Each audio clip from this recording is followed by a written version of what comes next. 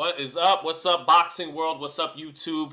Everybody in the chat, thanks for coming by. As we have Canelo versus William Scull today. Hold on, let's ruin the whole video with copyright music and get us started, baby. Oh yeah, Jaime Munguia, Bruno Saras for our rematch. Let's get it. Let's go. Canelo against William Scull. Ladies and gentlemen, front, left, right, back again. We are back again. All right. And I thought this fight right here, Munguia versus Saras 2, would be the co-main event since it's Cinco de Mayo and everything. But I understand Badu Jack is fighting in a title fight. But let's get straight to the rematch between Bruno Saras and Jaime Munguia, last year's upset of the year. I remember coming home from the NBA Cup and jumping off my seat, like, wow, that just happened. When he got knocked out by Bruno Saras, I think it was in the 5th or 6th round back in Mexico, December last year. Munguia looks very serious and focused at the center ring face-off. Both fighters warming up in their corner now. We're about to start round number 1 of this rematch of the upset of the year. So Saras, who has showed quick hands and surprising power in that first fight, starts with the jab and lands it on his second attempt. Munguia falls short with his jab to start. Munguia slightly on the front foot. Saras circling, just stepping over to his left. Now he plants his feet, shoots the jab again. Munguia catching that jab on the right glove. Saras catches Munguia's jab. Munguia makes Saras fall short with the jab. Good right hand by Saras off the jab to start in the center of the ring. Good jab to the body by Saras. Good start to that first minute here for Saras off the jab. Munguia trying to, hold his ground in the center, hold the center ring position. Munguia starts with a jab. Saras backs out to his left, resets in the middle of the ring. Saras picking his hands up, shoots the jab at Munguia. Munguia takes a step out of range, steps back in. Munguia feinting, shoots the jab. Saras catches it. Saras jabs back. Munguia catches it. Center ring action. Munguia moving his head out of the high guard. Now he keeps the gloves up. Saras staying in front. Munguia jabs to the body, sweeps the right hand up top, but Saras gets the gloves up to catch it clean. Back comes Saras with a jab and a looping right hand, and Munguia catches it on the gloves clean, but the trajectory of Saras's right hand feels more dangerous in round 1 than Munguia. They trade jabs. Saras's lands a little bit better. Halfway through the first round, Saras with a slight edge to start the fight. Good right hand by Saras. Used the left uppercut to set up the right hand over the top. Made Munguia pull out of range, and he followed him out after missing the left uppercut. So good 2-punch sequence there. Saras moving over to his left. Shoots that jab at Munguia. Munguia catches it. And Saras, despite the knockout ratio, looks like he has good pop on his punches. Munguia tries to, get Saras in the corner, but Saras covers up, catches that hook. That was about 5-10 seconds ago. Good jab, lands for Saras. 2-1-2s. Munguia catching the right hands, but that first jab getting in for Saras. Saras landing the jab again. Good left hook to the body by Munguia. Finally got Saras's back on the ropes and touched him up top and finished with a good hook to the body. Good best shot of the round for Munguia there. Center ring, both guys positioning there. Good right hand of the body by Saras. Kind of slapped with a left hook up top and then swept the right hand of the body. So Saras a little quicker and sharper in round 1 than Jaime Munguia. Munguia, though, looks physically stronger and in better shape than he did in the first fight. Very serious look on Munguia's face. 15 seconds left. Saras able to get off first. Didn't waste a lot of energy winning this first round either. Fought at a composed pace and efficiency. Munguia misses big with a right hand behind the jab. Jabs again, gets Saras on the ropes and lands that left hook to the body. That was the 2 punches Munguia scored in round 1. Outside of that, again, Saras a little quicker, a little sharper, able to get off first and turn Munguia without expending excessive energy or movement. 10-9 Bruno Saras in that opening round. What's up, Gustavo? My man, Gustavo Fontalba. Alicia Craig, relax, it's only money. Says 585, what is up? Matthew 2779. Joe Dirt in the house. And M. Hoff, Thank you, brother. It says, loving the blow by blow, Sean. Definitely did not buy this one. Well, if you bought it, you would see the incredible energy and atmosphere in the arena tonight between maybe 500 people, maybe 1,000. By main event time, there may be 3,000 people at a Canelo fight. So I will not only give you the blow by blow, I will try to convey the amazing atmosphere we see tonight. All right, so here we go. Round 2. And Munguia stepping up the pressure a little bit, closing the gap a little bit, shooting his jab. Saras shoots his jab. Munguia's got to get Saras to the ropes a little bit more often, and I think he realizes that. Saras gets back to the center of the ring. Munguia jabbing, as he should. 2 jabs by Munguia. He's got to stay busy with his jab. Munguia blocks a right hand by Saras, blocks the jab by Saras, fires his jab back. He's got to match Saras jab for jab here to close that gap and pin him on the ropes. Jab by Saras. Munguia catching the jab. Saras catching 2 jabs back by Munguia on his right glove. Now Saras a little closer to the ropes. Nice jab, gets Saras off the ropes, and he sweeps the right hand of the body behind the jab. That creates a little room, but now Munguia has him cornered near again. And a good left hook to the body by Munguia. Saras catching 2 jabs and a right hand up top, but Munguia punctuating the 4-punch combo to the body. Good sweeping right hand to the body by Munguia in the center ring off the jab. So a minute into this second round, Munguia fighting better now in round 2. Center ring, Munguia feigning, but lets Saras get off first with that double jab. Munguia ties Saras up, gets underneath the jab twice and ties him up. Munguia picking his hands up, giving a little bit of positioning here and there, feinting. Saras, quick hands, tries to check Munguia with a hook as Munguia opened up with a jab. Good timing by Saras, but he missed the shot. Munguia defensively alert right now. Good jab by Saras. Takes a step in front in the center of the ring and pops that head up with a good, clean jab. Munguia getting away from the jab. He hasn't used his jab in the last 30 to 40 seconds. There it is. Saras near the ropes. Here's Munguia's time to fire. Big left hook. Head hunting by Munguia. Misses clean. He's got to set it up behind the jab. Dig to that body. Jab and body for Munguia to break this guy down. Saras comes back with his jab. Minute left in the second round. It's a close fight. Sweeping right hand by Saras. Quick hands. Penetrate that high guard a little bit around it. Munguia catching it too, though. 45 seconds left. Double jab by Saras, and those jabs landed. Munguia pulls out of range to avoid the right hand. But Saras making Munguia keep his hands at home right now with that quickness advantage. Oh, good uppercut by Saras off the jab. Munguia catching some of that uppercut, but Saras touching with the jab and coming with the right uppercut. Now Munguia pins Saras on the ropes, sweeps the right hand over the top that even though Saras caught it, you could see a bit of an effect, and he lands his jab. 15 seconds left in the round. Munguia feigning, sweeps the right hand, misses clean, but finishes with a left hook to the body. 10 seconds left. Saras, very close round. It was a close round. I want to edge it to Bruno Saras. A little bit cleaner work, but Munguia did get his left hook to the body in and just fought a little bit better. Let the middle part of that round get away from him, getting away from his jab, but very close second round. Swing round. A swing round. I'll edge it to Saras. Barely. What's up, Roman Galina? Chance, what's going on, brother? Marvelous, what's up, Marvelous? Tyrone Nixon. Just happy to have everyone in here.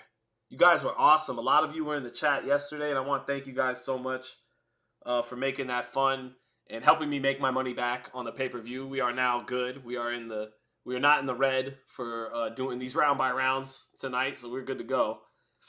Munguia looks so determined. So determined. Saras is gonna he is gonna definitely make Saras work for it tonight. If Saras is still gonna be the better man, he's gonna have to get through some deep waters. The look on Munguia's face just says, at the very least, he's gonna at least make Saras have to really not just get out of there in 5 or 6 rounds. He's gonna see if he could hold up under 12. So here comes Munguia on the front foot, short with his jab twice, but applying pressure to start the third round, bending his waist a little bit. Double jab by Munguia, sets up 2 left hooks to the body. Saras complains about it being a little low, but it was clean. That's more of what Munguia needs. Fight behind the jab, get him on the ropes as much as possible, and invest to that body. Saras wants to keep this in the center of the ring. Quicker hands, sharper puncher. That's the game plan for both. So a decent start to sweeping right hand over the top by Saras, but Munguia makes him miss it, and then in the clinch, gives him a couple of hard right hands with the free hand in the clinch. Good work by Munguia there. Minute into the third. And just again, Munguia so determined, doesn't want to let this fight get away from him. You could see a double jab right hand over the top by Munguia. Saras pulls out of range to make him fall short and roll the shot. Saras is back near the ropes. Munguia lets that jab go. Now Saras steps over to his left, gets back into the center of the ring. Munguia feigning. Munguia being very intelligent tonight. Win or lose, you could see he's fighting a very disciplined fight. Jab to the body by Munguia, staying patient. You know the quicker fighter is going to get off to a better start more times than not, so you got to be patient and wait to get a beat on him. Get his rhythm down. Good jab by Munguia. Double jab, sweeping right hand to the body by Bruno Saras, using that double jab to keep Munguia's high guard occupied and then sweep a right hand to the body. Back comes Munguia with 2 jabs. Minute 10 left in the third. Saras steps over to his left. Oh, nice sweeping right hand by Saras off the jab. Quick hands. And he has good trajectories with his right hand. He can throw it straight. He shows an uppercut. And he sweeps it at very good angles that are hard for the other guy to stop around the high guard. Good left hook to the body by Munguia. Gets Saras in the corner and lets go of a couple shots to punctuate with the hook to the body. But Munguia's got to find a way to get the numbers up more. Right hand by Munguia blocked. Good jab to the body by Munguia. Saras stepping over to his left. Saras not being particularly active himself. Saras has to pick it up a little bit too. Munguia respecting the power of Saras tonight, though. You could see it. Of course he does after the last fight. Munguia not coming in recklessly at all. Having to fight honest. 1-2, 1-2 by Munguia. Both blocked along the ropes by Bruno Saras. And the dangerous part is, I say Munguia needs to get his best work done along the ropes, but I believe, if I recall, he got knocked out with Saras along the ropes. So he's cognizant of that. Another very close round, and kind of similar to the fights yesterday. Just very slow paces to these fights right now. Very slow pace to these fights. And that was a close round. I'll give the edge to, I could see it 3-0 or 2-1 for Bruno Saras through 3. So, what's up, Maria C? What's up? Relax. It's only Sammy Kwan, 1-1 going to 3. So, yeah, we'll, Gustavo, hopefully today we see a good fight. I think tonight might be lackluster, too. I do. I have a feeling Canelo's going to be flat. And I think Scull's movement will contribute to Canelo looking flat. We'll see what happens. I got a feeling this is not going to be the commercial they want it to be for Canelo Crawford, but we'll see. We'll see. This is Canelo we're talking about. So here we go. Munguia, a little bounce in his step out of the high guard to get started, but he can't get off consistently, and Munguia is more respectful and timid against Saras than any other opponent he's faced. Good check left hook by Saras as Munguia dipped to the body. We'll have to see on slow-mo, but Munguia lost his balance for a second. It's hard to tell if it was a slip or if Saras caught him with the left hook and shifted his balance. But Munguia, now that we're into the fourth and he's still fighting at this slow pace, you can see the effects of the knockout. Munguia is the type of fighter at his best who's relentless with his output. He lands the jab. He's looking for a way to get that done. Hasn't found it yet. Saras, though, is cutting it close. He's not being very active himself. Big left hook by Munguia gets blocked by Saras along the ropes. Saras, eyes wide open. Measuring, nice double jab by Saras. Saras is just the quicker, sharper puncher. He really is. 1-2 by Munguia misses. Saras is a crafty guy in there. He's not very easy to hit. He's got good timing and good speed and deceptive power. Yeah, Bruno Saras, man, difficult guy. Good feint by Saras, keeping Munguia, keeping his hands at home. So this is Saras's fight. This is Saras's fight. This is the pace he wants. He makes Munguia miss with a left hook. He's got Munguia. The nice jab lands by Munguia. But this pace is exactly what favors Saras, not Munguia. So, oh yeah, this guy. Yeah, I'll try to put him in timeout. All right. Spam. Sorry, chat. Sorry about the spammers.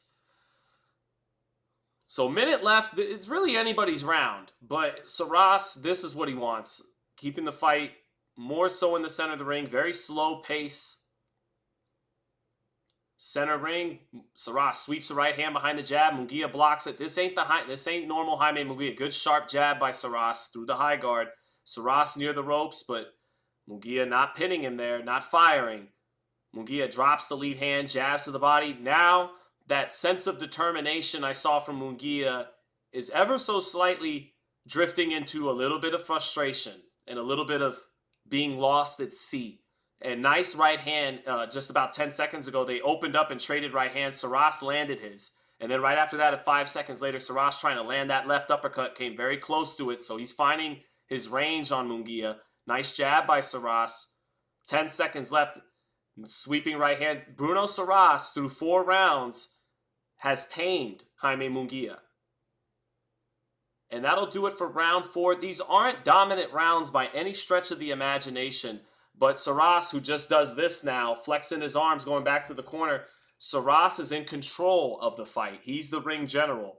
3-1 Saras, maybe even 4-0. Again, it's not a blowout. He's not a Cool Boy Max says, bro, focus on FIFA. I can't do that, man. I can't. And don't you mean NBA 2K? Cool Boy Max.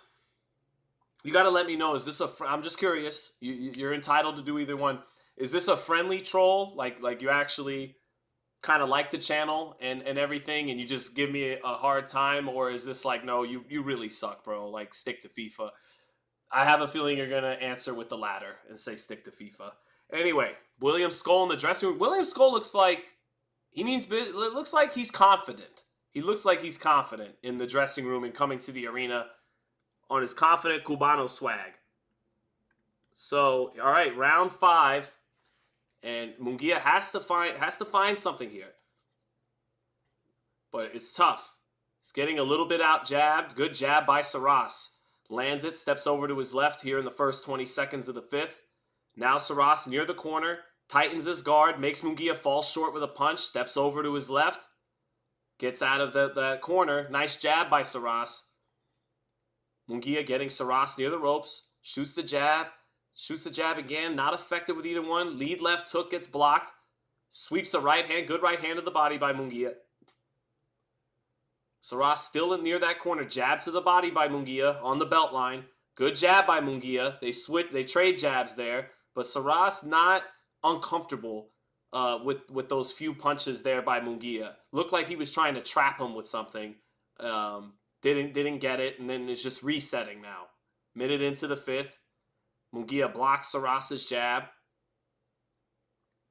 Munguia feigning, trying to close Saras short with his jab, steps to his left. Munguia has Saras cornered, sweeps the right hand behind a jab. Saras blocking some of that, but some of it got through. Good moment for Munguia. On the ropes again. Lead left hook, gets around the right glove of Saras a little bit there for Munguia. So Munguia winning this round right now. Saras touching with the jab, stepping to his left. Saras back, getting closer to the ropes this round. Now he's back in the center of the ring, halfway through, feints. Munguia not biting on the feint too hard, keeping his gloves up. But lets Saras, and he just stays in the high guard. Saras gets off with a lead right hand. Munguia blocks it, but that's not the Munguia we know. Munguia's not being consistent with his pace. Now he's got Saras near the ropes, sweeps the right hand. Good right hand by Munguia. Getting across that high guard a little bit towards the back of the head. Minute left. Saras hasn't really done anything this round, so Munguia's on his way to winning it. But all Saras would need is a nice shot to take it from him. It's not going to be hard to steal. Saras is back near the ropes. Munguia just blocks a lead left hook by Saras, and Saras gets off those ropes back into the center of the ring. Boring fight, most would say. Munguia blocking the jab, getting Saras cornered. Sweeps the right hand, misses it, but lands the left hook to the body. Right hand by Munguia. Saras rolls it a little bit, but he found him with the jab. 20 seconds left. Saras not doing anything this round. Double jab by Munguia. Saras catches it, steps to his left. 10 seconds left. Sweeping right hand by Saras. Munguia blocks it, bounces a step out of range, resets. Both of them in the center ring. Munguia, 2 jabs, neither one landing. Not a very, exciting fight, but Munguia does win that round. And it could be 48-47 or 49-46 Saras on my card. So, Munguia, though, Munguia, like I said earlier, even though I said in the 4th round he started to sense a little frustration coming in, Munguia back in the 5th was a little bit more recommitted and still knows, let's just see how this guy does if we take him to deep waters. That's where things could change, but I'm banning all the spammers. They out of here. Cool Boy Max said you are the go. Oh, thank you, Cool Boy Max. That's you. Cool Boy Max, is that you as Majin Vegeta on Twitter? Maria C says, not as boring as the last one. It surely will be if we don't get a shocking knockout soon, though. So, it's on pace to be more boring than the first one. But and actually, I even thought Maria, through these first couple rounds, that fight was more entertaining. Munguia wasn't as timid. He was letting his combinations go along the ropes. And Saras was landing crisp counters here and there before he got a really big knockout. So, respectfully, Maria C, one of the favorites of the channel. I gotta see, call it what I see. But Munguia starting off round 6, letting his hands go. Saras catching it on the gloves, but the shots are heavy enough to move Saras around the ring. Saras with a double jab, sweeping right hand to the body.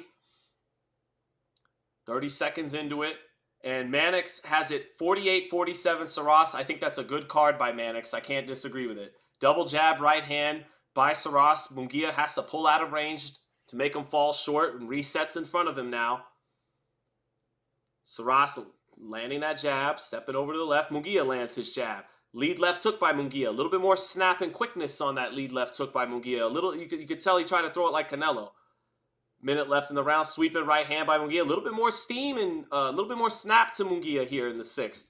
Another sweeping right hand to the body. Saras gets that elbow down to block it, but Munguia starting to come into it now. Good. That's the best moment of Munguia there. Gets him along the ropes. Double jab, left hook to the body, sweeping right hand up top, and that right hand found Saras and the left hook to the body. Now Saras back in the center of the ring. Munguia drops his lead hand, gives a shoulder roll, picks the gloves back up. But that was interesting for a second. So Munguia, they trade right hands. Both of them land, but it's Saras who has to pull out of range. So Munguia fires a quick combination there. Munguia building the momentum now into his favor. Catches the jab by Saras. Gets Saras near the corner. That's a bit of a belt line shot, but the left hook to the body for Munguia. Munguia looks like he's finding a little confidence here. A little bit of a head of steam. Lands his jab, drops his lead hand. Takes a little bit of a deep breath. Maybe it's a little fatigue. Now he picks it back up. Minute left in the 6th.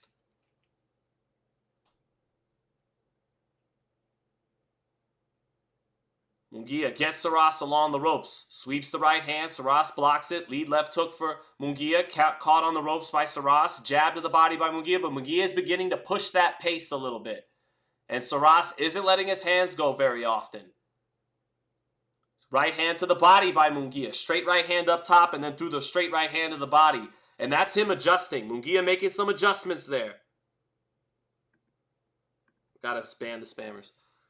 Munguia dropping the lead hand a few times. Good feints by Munguia, dropping the lead hand and then picking it back. Another good feint by Munguia. So Munguia showing some wrinkles, showing some IQ here. Munguia picks those hands back up. My boy BT in the house. Up, BT guys? out here in Vegas. I'm everywhere today. ESPN, Go ahead. You could clear that and pull up a chair. Yeah. You know what I'm saying? We got... Thank you, Philip Hawkins. Says, Sean, you killing this tonight. I'm giving them that blow by blow, baby. Amir Khan. How's the fight going, Sean? Oh, Amir Khan. Remember that walkout song he had? Amir Khan! Amir Khan! Top for nothing. Amir Khan! Amir Khan! To be honest, I was referring to the Martin Bakoli versus Ife Ajagba bout. Gotcha, Maria. Gotcha. Let's see. Oh, yeah, I got you. Oh, I got you. The first fight, you weren't talking about Munguia versus Saras 1. You were talking about Bacoli and Ajagba. Yeah, that fight didn't look too good. All right, man. My man went to Walgreens. You know what I'm saying? You know when the homie's in town, gotta kick it. Gotta kick it. See, we got 24,000 subscribers. We don't got that 87, 88, 89,000 subscribers like BT. So, all right, here we go. Don't mind me, BT. I'm going to just do my thing. I'm chilling. I'm here to watch. Just cook. All right, so Saras letting that right hand go over the top. So Saras got the advantage early. The last 2 rounds, Munguia ever so slightly building momentum, had his best round in the 6th, finally got some combinations going. And let's see what happens now. We're in the second half of the fight where Munguia could, in theory, take control. Saras sweeps the right hand off the jab. Munguia catching it, but good sweeping right hand by Saras there. Munguia trying to apply pressure. Saras back touches the ropes. Left hook from Munguia. Right hand behind it, but Saras covering up. Lead left hook by Saras and a nice left uppercut behind it in the center of the ring, but Munguia defensively responsible. Both guys not taking a lot of punches. This has been a theme in these Riyadh season fights yesterday in Times Square and today. Just not a lot of punches landing and not a lot being thrown. Minute into the round. Good right hand by Saras that time. Munguia caught it a little bit, but good right hand set up with a left to the body by Saras. Saras keeping this in the center of the ring now. And Brennan, I was letting them know, Munguia has so much respect for Saras. This isn't the Jaime Munguia of old. Saras has tamed Munguia in a way not even Canelo Alvarez was able to. Even while Canelo was dominant at a lot of times in their fight, Munguia was able to run his hands. He was able to get off. And Saras has limited so much of his output. But Munguia sweeping right, left hook, right hand behind it. Good 2-punch combination by Munguia. Little over a minute in the round. Munguia with a little edge in this round. He's the one on the front foot, applying pressure. Not a lot to choose from either guy. Both in the center of the ring. Munguia feints but doesn't let go of the jab. Saras feints a few times, touches but doesn't really fire. Munguia bouncing up and down in the center of the ring. Both guys posing in front. Good right uppercut by Saras. And that's Munguia. That was a beautiful right uppercut by Saras. Saucy. Touched a little bit with the left and then snuck a right uppercut in at a range in the center of the ring that you're not usually going to see it. Munguia waiting on him too much. Is Saras up in this fight, Sean? Is he winning? It's about even. Saras is either ahead 4-2 or you could have it 3-3. Sweeping right hand by Munguia. Misses, but it sets up a double left hook to the body and the head. Found the body against Saras. Sweeping right hand from Munguia again. Gets blocked by Saras, and he misses the left uppercut behind it with Saras on the ropes. 15 seconds left. 10 seconds left, and that right uppercut for Saras is going to win him the round on my card. By far the best punch of the round. Not a lot to choose. 2 good left hooks to the body. Good combination by Munguia. Whereas Munguia needs to do so much more of that. That was Munguia looking like Munguia right there at the bell. Letting go of his combinations with Saras cornered. Good body work there. These are close rounds. These are close rounds. Look, both fighters' faces are completely clean. It's not a lot of activity, and there's not a lot of punches landed, but on the replay, Munguia finished very strong with that combination, and that might have been enough to actually take the round. BT, I don't know, you think that combination at the end was enough to offset the right uppercut? Yeah, I'll say so, especially because Saras is trying to con his way through a round. I mean, like... Yeah, we'll it's 4-3. That was about a 6 punch per hour, so I'd say like 2 or 3 of those landed pretty solidly. Yeah. You know, good on Bruno. You know, there was a big fear that Bruno might, come. It was a one-hit wonder type thing. No, he's out early. But from what I've seen, it looks like he's fighting pretty disciplined, and he's kind of chopped the Munguia volume down. Yeah. No, he has tamed Munguia in a way no other fighter ever has, including Canelo. Good jabs to start by Saras, and he sweeps the right hand over the top. Munguia being very defensive-minded tonight by his standards. Catching a lot of these punches, but it's limiting his output. And Saras with a decent start to this round.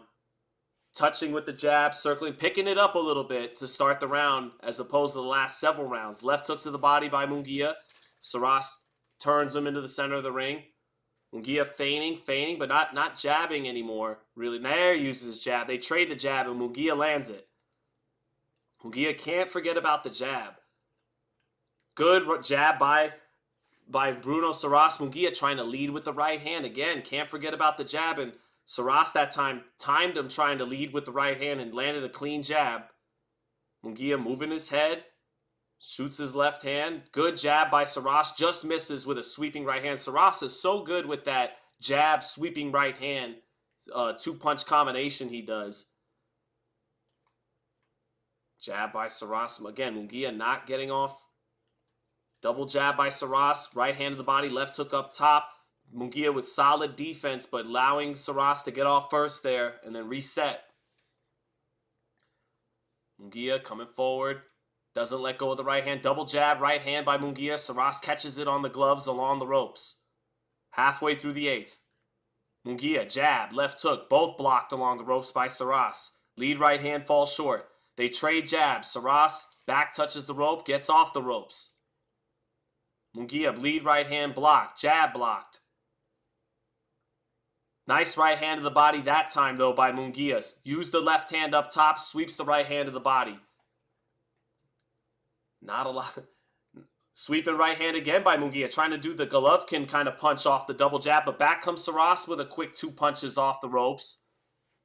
But again, right, BT, there's just not a lot landing, right? No, but one thing I'll say about Munguia, when he throws the right hand, he likes to shuffle his feet a certain way. If Bruno picks up on that, he can time him with a counter right down the middle. He's not letting that right hand go a whole lot. Munguia, yeah. No, but I'm saying the handful of times he shovels his feet a certain way. So Bruno needs to watch out for that. Someone in the corner needs to tell him about that. Center of the ring, 30 seconds left. Another very, very slow-paced round. I think Saras, I don't know. It's not. I don't envy the judges today. This is not the easiest fight to score because this is not a lot happening in terms of clean, effective punching. You know? Munguia applying pressure. Good combination. Again, at the very end of the round, good left hook to the body by Munguia. They trade right hands. Saras gets in, and Saras nods his head, but he's not setting the world on fire at all. He's not letting his hands go a whole lot. Munguia isn't letting them go much either. Saras is a bit more accurate. Munguia is a little more busy. Munguia is more aggressive. The busyness, the slight advantage in work rate, and the aggression of Munguia may very well be enough to offset Saras being a little sharper in these rounds. That may very well. The judges may favor that for Munguia. Through 8 rounds, I would say it's either even, possibly 77-75 Bruno Saras. I would think 77-75 Munguia is a little generous, but I wouldn't hate it. I wouldn't call it a robbery either. It's a very close fight through 8 rounds. Let's see if in these last 4 rounds either fighter can actually separate themselves from the other. That'll be interesting to see. Just checking something here. Munguia has a little bit of swelling on his face. Yeah, because Saras has been a little bit more accurate. So Saras taking little half steps back. Munguia applying pressure. Saras letting his hands go in the center of the ring. Munguia catching on the gloves. Double jab, right hand to the body by Saras. Double jab up top. So Chris Mannix has it 77-75 Munguia. I'm not mad at his card because he's on the front foot. Good double jab by Munguia, right hand to the body. And Saras has to do more. Both fighters do, but Saras is the boxer. And if you're ceding ground, you have to make up for it a little bit by being the more effective guy landing the shots. And when you're not really making a difference in that aspect, the judges might sway it to the guy who's a little more aggressive at least. So combination a moment ago by Munguia with Saras in the corner. Saras comes back with a couple of sharp shots. Munguia makes a miss. There's a good left hook to the body by Munguia off the right hand. A straight right hand by Munguia with Saras cornered. So now we're getting into the deep waters where Munguia's been waiting for this fight to get to. Good combination by Munguia with Saras along the ropes. Saras pushes off and looks a little tired after having to push off that time. Man, these spammers are rough.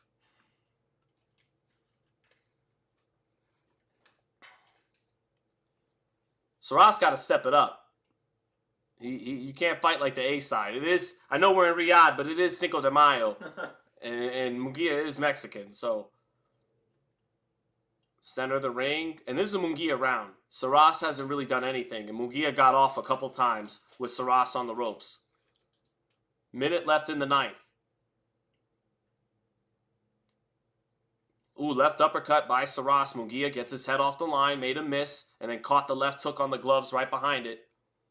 Munguia drops his lead hand, picks it back up. 50 seconds in the round. And Saras ties up Munguia in the center of the ring, pushes him off. This is a dull fight. It's a tense fight because it's a chess match, but very little action. Saras near the ropes. Munguia sweeps a left hook to the body and a left hook up top. Good double left hook by Munguia. Munguia's starting to find his punching power. Right yeah, Munguia's starting to... I think Munguia has crept ahead in this fight now after this round. I would have it 86-85 Munguia. 10 seconds left. Not going to be on anyone's Fight of the Year nominees. Big right uppercut by Saras, but he throws it from too far out. Falls short. Sweeping right hand by Saras off the ropes, but Saras is trying to con his way through the fight the last several rounds. He's not taking chances. And Munguia, to me, has pulled ahead in this fight now. 86-85. Saras not taking chances. He's just waiting for Munguia to run into a shot like last time, and Munguia's not going to give it to him that way. I like Munguia's his power punching in that last round. Yeah, the left hook. To the body, left hook look heavy. Overhand right. Yep. I feel like I didn't see the early rounds of this fight, so you could correct me if I'm wrong, Sean, but I feel like he's playing this fight like he did the Bazinian fight. Bazinian was, he was hard to work out early, but then he saved enough energy down the stretch to where he said, okay, now it's time to step on the gas a little bit. I think this is that was definitely part of the plan. That's what it looks like here. It looks very similar to the Eric Bazinian fight. Just the Bazinian fight has way more action. Yeah, Bazinian is punching. Even though Bruno knocked him out, I would say Bazinian's a bigger puncher than Bruno. Yeah, that was a good ass fight, Munguia and Bazinian. Mm-hmm. They said it's better than Haney Ramirez. It is, but not really by a lot. Not by a lot. Not really. It's Haney. Yeah, it is, but not by a lot.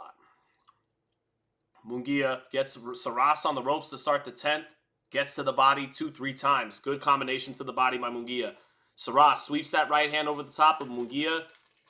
His defense is a lot more sound tonight because the style he's fighting in. He's good left uppercut, right hand by Saras. Both of them grazing Munguia, but thrown at good angles. Saras has to step it up. He can still win this fight. He's got to take some chances now. Good sweeping right hand to the body by Saras. Back comes Munguia. Misses big with a sweeping right hand over the top. Saras gets out of the corner. A little frustrating by Saras. He's the sharper fighter, but if he lets this fight get away from him, he should be kicking himself.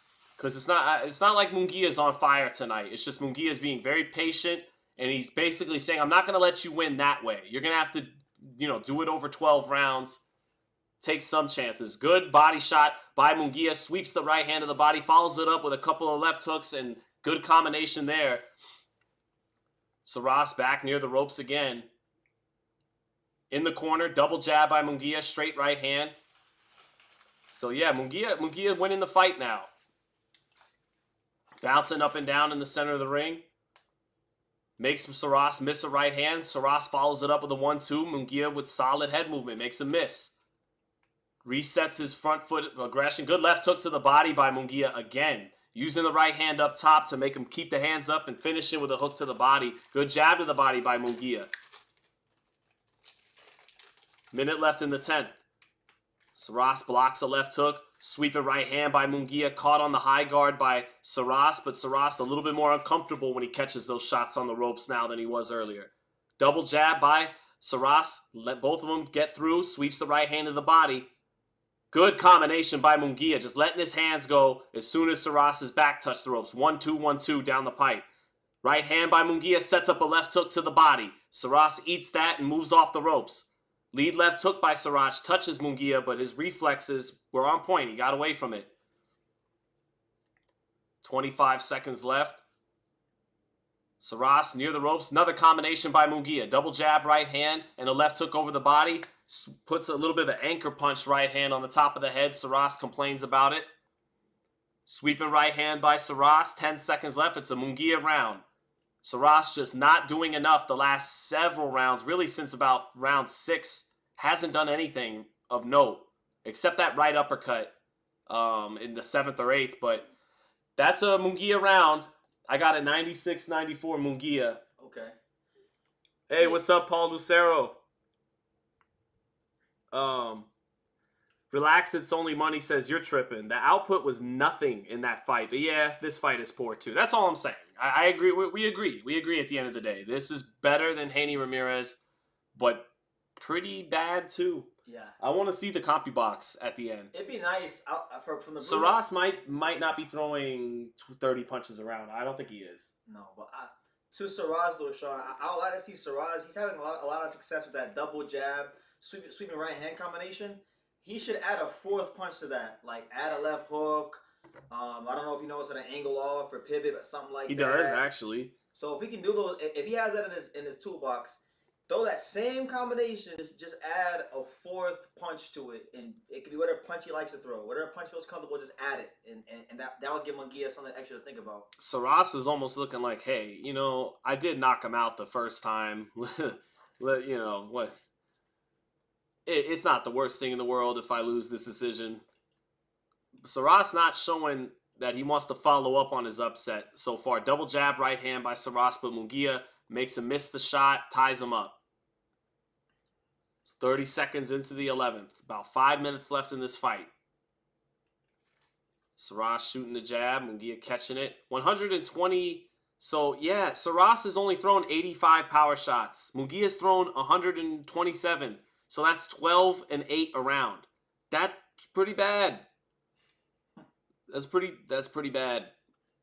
That's what? An average of yeah. Let's see. 12 and 8, yeah. So 20 power punches total per round. That's terrible. Thrown, not landed, thrown. Munguia lead left hook, kind of throwing it like Canelo there. Sweeps the right hand. Saras, you know, Saras just at this point isn't trying to win. He wants the moral victory. Yeah, going the distance in the rematch. Yeah, he double jab by Munguia, 1-2 by Munguia. Munguia's getting off first now, and Munguia has been on the front foot. Saras hasn't kept this fight in the center of the ring as often as he did in the early rounds. Good jab by Munguia, sweeping right hand by Munguia. Saras catches it, but back comes Munguia with a left hook. And yeah, Munguia's on his way to winning this fight, it would seem. Good left hook to the body by Saras. Munguia gets him on the ropes. 4 or 5 punch combination. The left hook to the body is the one that keeps finding a home consistently. About a minute left in the 11th. Saras isn't doing anything. Munguia moving his head. Saras little, you know, oh, good jab. Right uppercut by Saras, but Munguia blocks both, and Saras not really sitting down on either of those shots. And Saras is mistaken if, okay, no, it's okay, we'll do a trilogy. No, Munguia's going to get this win and move on. You're not going to get a trilogy fighting like this. No. Left uppercut by Saras. That one got in a little bit, but then Munguia punctuates with a left hook as Saras tried to pull out of range. Good left hook to the body by Munguia, and another good left hook to the body. Using the punches up top to set up the left hook to the body. That's been the best punch from Munguia in this fight. About 20 seconds left, a Munguia round. Jab, left hook, double jab, 5-6 punch combination by Munguia with Saras along the ropes. Good sequence by Munguia.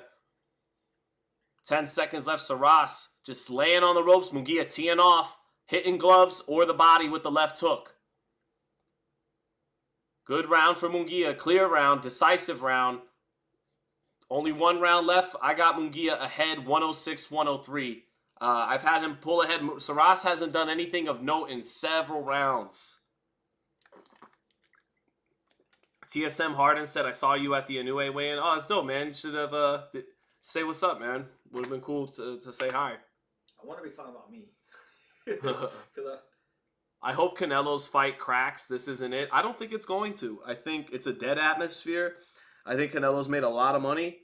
I think you're going to get the John Ryder Canelo. I don't think you're going to get that sharp Canelo.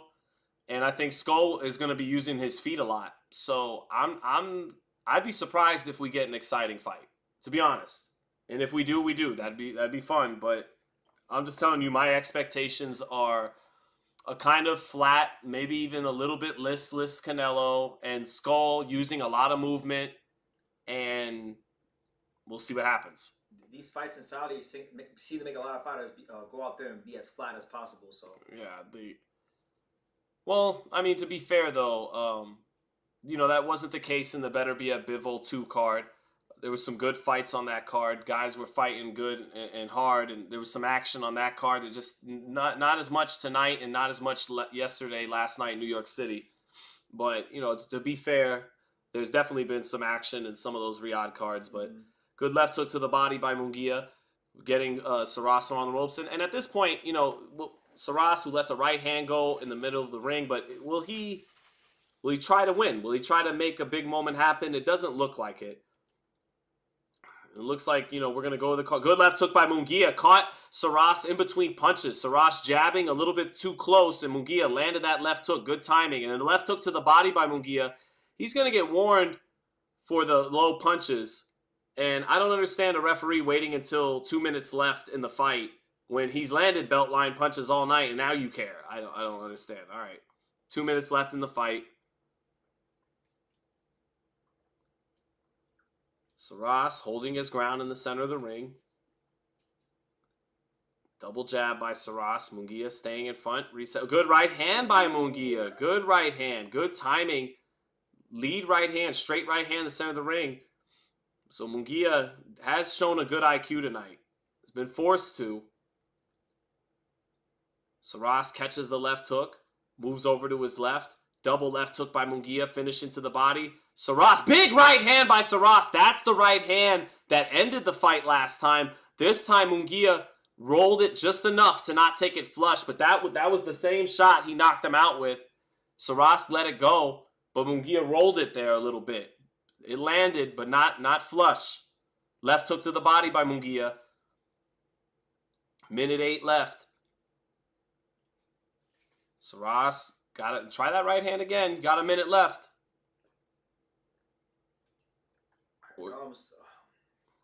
Saras back on the ropes. They trade jabs. Munguia fires a couple of left hooks, 3 left hooks. Saras blocks all 3 but doesn't counterpunch.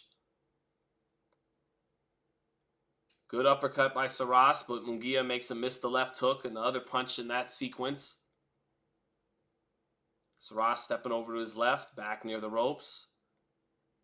They trade jabs. Saras gets that jab in, nice there. But 30 seconds left, and having fallen behind on my card, he'll need more than that. Munguia lets his hands go, finds him with a strong, stiff jab, misses the other punch, but punches in combination, so something finds Saras there. 15 seconds left. I'm more excited to see CompuBox. I want to see how this fight plays. I think Saras may not have thrown 300 punches. This used to be a rare thing, and now it just happens a lot. No, not a lot, but it happens a lot more frequently. That does it for all 12. Saras goes, yes! I did it! And that's funny. Munguia, I think knows he did enough to win.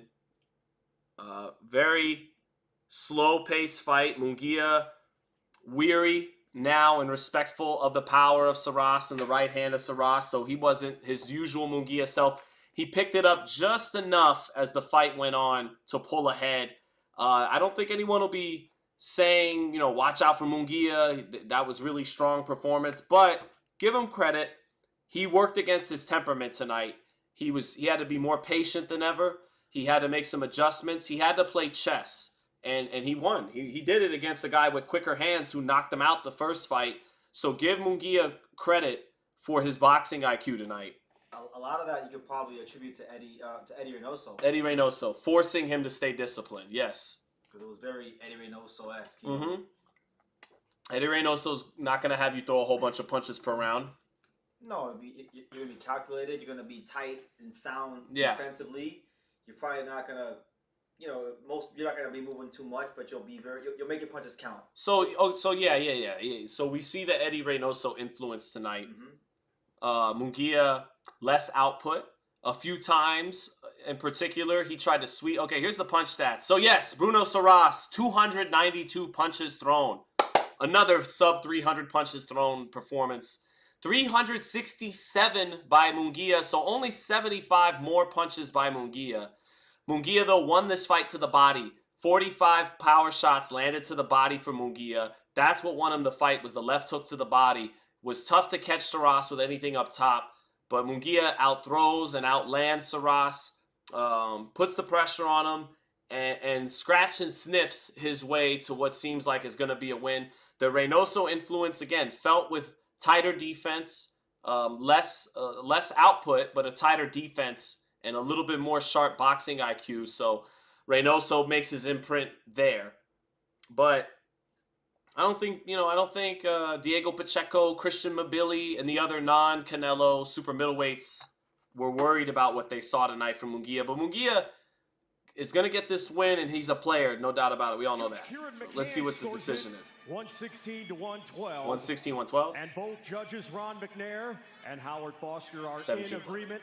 They both scored the same, 117 to 111. Yep, good scores. I had it 116, 112 Munguia. Decision. Jaime Munguia gets the deserved unanimous decision. And yeah, another pretty dull fight. Forgettable, but he wins, and we gave him credit where it's due. All right, well, so out of 3 of the last 4 fights, I've seen guys throw less than 30 punches around. Combined, Why do you think that is, Sean? Why are all these guys putting out so many low output performances? I don't know. Let's ask the chat. Chat, why do you think? What do you guys think? I have my theory, but I'll keep it to myself. The chat can answer. And then we want to hear Brendan's answer. But I'm curious. Cash Money said, great commentary. Thank you, brother. Relax. It's only money. This is 160, right? 68. 168. 168. Oh, thank you. Champion says, finally arrived at the boxing live of my choice, right? Because there's so many of us doing this now that I appreciate that you chose this one. Because there's definitely some other good ones out there. So thank you for coming to this one. Whoever thought Munguia was nice? Well, Munguia was I mean, if he could have sucked down to 154 after he knocked out Ali, could have been a real bad boy there. Munguia is a good offensive fighter. He's always been there to be hit, and that's why that offense had to be sacrificed tonight for the defense. But credit to him and Reynoso for that. And but Munguia's got skills on offense. It's just he doesn't get out of the way of a whole lot. And when he's doing what he does best, firing combinations, you're there for the receipt, as opposed to someone not fighting in that style as much. Yeah, there's better fighters than Munguia who can fight in that style and get hit less. They're a little quicker and more athletic than he is, but Munguia's not a bad athlete. He always has a little bit of bounce in his toes and a little bit of movement with his upper body. Problem is that movement from the upper body is usually pre-punch, and it's not in the exchanges as much, But no, Munguia's a good fighter. Always been a good fighter. Just a little too protected. We all know that. Just too protected. Should have fought Andrade at 60. I think he had a better chance against Andrade than apparently his handlers did. But he never cashed in that WBO title shot that he could have at any moment. He's been a little too protected, but he's a good fighter. Somebody in the chat stated what I was going to say. What's that? They're getting paid too much. They're getting paid too much. Well, to be fair, I don't want to say too much. Heyman and Hearn overpaid guys too, and they would perform sometimes. Not always, but they would perform. That's true. But maybe they weren't getting overpaid like this, and they were. We don't know the exact numbers, but I don't know. Everyone's just fighting like they're content. I don't see no hunger. Well, I'll say this. Ryan Garcia did say And I feel maybe one other fighter said it on the card, but Ryan said the atmosphere threw him off. The lack of buzz and fans and it's similar tonight. There's no atmosphere in that building. You can see it, and you know that there was no fans allowed in the fights yesterday. And that kind of stuff apparently it matters. They start to act like they're sparring instead of having a prize fight. Well, because part of boxing. How'd you get Rolly on your stream? I did. Rolly's on the stream. Is he trying to say I'm Rolly? Yeah, is he? I'm not Rolly. Oh, him. No. hey. Just because Brendan is got that Caribbean descent like Rolly. Rolly's Cuban and Brendan's Puerto Rican. Doesn't mean they just look the same. This is Bruno Mars over here. This is Bruno Mars and Ashton Kutcher bringing you live commentary. That's right. Of Canelo Scull. I think the setup is off, says Arturo Terriquez. Thousands versus hundreds in the crowd. Relax Only Money says, too much self-awareness, bro. Much more counterpunches and educated boxing now, which is great for the fighters, but not so much for fanfare. Good, a good input by Relax. I think that's an interesting comment there. The fighters are too cerebral now. Self-awareness, right? Fighters know too well what's happened to fighters of the past, health-wise. And then the most influential fighter, at least over here, of the last 2 decades is Floyd. Yeah. And Floyd's a counterpuncher. He's very, patient and cerebral. So all these guys are looking up to that style. That's not a shade. It's just, we're just trying to dissect it here. But a lot of guys, they fight that style, and it actually it speeds up the process of them getting their ass kicked, because not everybody can be like that. So Relax It's Only Money says, that motherfucker does look like Rolly. That's his. You know what? Now, I get it a little bit, maybe a little bit. So here's the super chat from my man FMG Films. Good to see you back, FMG Films. Yo, Sean. The Saudi Arabia video you made was fire. Very informative, but please stay safe out here in these streets. LOL. Much love, bro. Thank you, man. We're not going to say no names, but that ain't the first person that's told Sean that today. Yeah. So in the media room today, we won't name names, but one of my colleagues starts busting my balls. Oh, Sean, you better watch out for the Saudis, man. Da-da-da-da-da. And, I put up with it, and we banter a little bit. But in the back of my mind, I'm like, Are you getting that off your chest because you're a little insecure that, I kept it real when nobody else really would and all that? Like, I'm not trying to smell my own farts here, but since you're coming over here hating on me a little bit, but anyways, I just thought that was interesting. And anyway, we won't get into it. So let's see. Ashton, you're funny, bro. Now you see it. Yeah, I mean, I'm trying to put the Ashton Kutcher in your guys' head before you go the Drake Bell route. I prefer the Ashton Kutcher comparison, but so Kotsko Rolly. Oh damn, Kotsko Rolly. Well, a lot of people like Kotsko though. Apparently, Kotsko's pretty popular. So I'll take it. Yeah, I heard I'm actually fucking up by not having a Kotsko pass or card or whatever. Kevin the Trucker said, Sean, don't ever go to Saudi Arabia. Got you. I will take your advice on that. But shout out to Saudi Arabia, man. I don't want to, it's not, this is no disrespect to the people of Saudi Arabia in the country. It's about coming in with the backing of the government and, trying to, go watch the video again. But, shout out to the people of Saudi Arabia. I still got to finish the video myself. Yeah. So. Maria says, sounds like envy. Well, what's weird is it's a much, much bigger channel than mine. And I've always given this channel their credit due. Known this dude a long time. So it's like, I remember even when got to a certain amount of tons of subscribers, I made sure to, congratulate him and try to help him feel good about what he did. And so, if you're going to say anything about it, say, hey, good work, bro. But, you wanted to bust some balls, and it is what it is. It's all good at the end of the day. Nothing to cry about, even though I just did a little bit. But you haven't seen Oscar De La Hoya post anything in social media. He's probably mad his 3 fighters lost. But, yeah. So, yeah, there's something going on behind the curtains that have fighters uncomfortable, says Christopher. Interesting. Danny Merck said, I never get notifications from your channel today, Sean. Oh, geez. What's up with that? I feel like we've got a lot of good videos up here. True School Sports secretly got Scull for the upset? No. I never said that. All right. In fact, before you put words in my mouth, because I have the reputation for being an internationally known Canelo hater, which I don't dislike. Deny. Anymore. No. Just kidding. No, go ahead. But no, I've made it a point. If anybody who watches True School Sports has watched me talk about William Scull, I've made it a point to tell you guys that out of every single title holder currently in boxing, I think William Scull is the worst world champion in boxing right now. Yeah, tell us how you really feel. All right, so I do, as much as it'd be hilarious to see Canelo lose a fight because he, sold out the Mexican people, went to Saudi Arabia. Hold on. I don't think William Scull's gonna beat him. They call me chat world Brendan Taylor.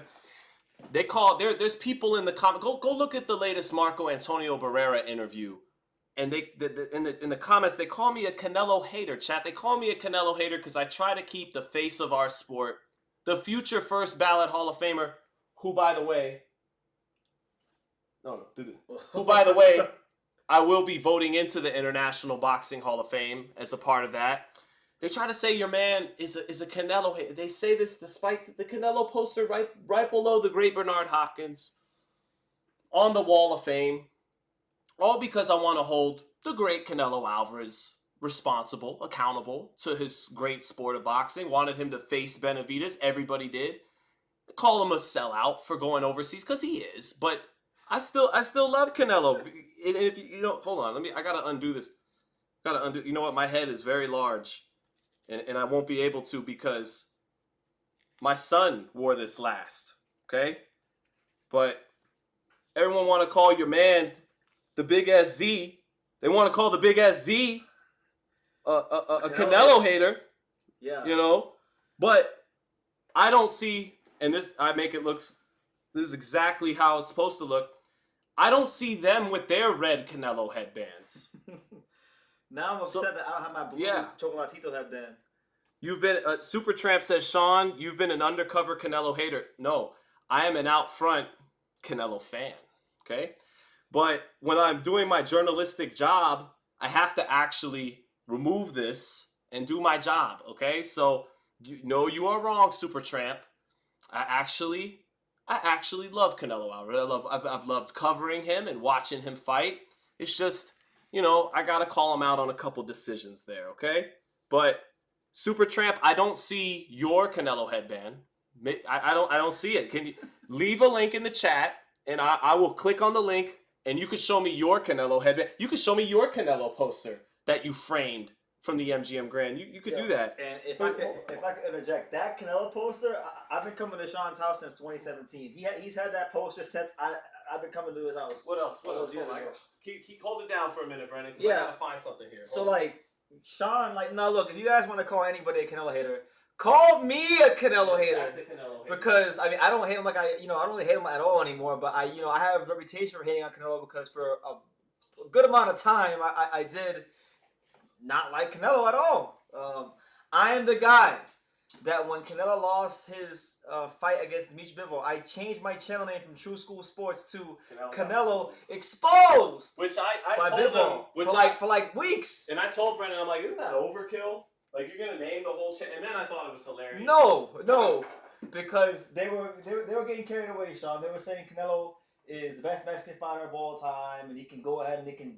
I mean, he might be. Anyways, I can't find the No Boxing, No Life sweater.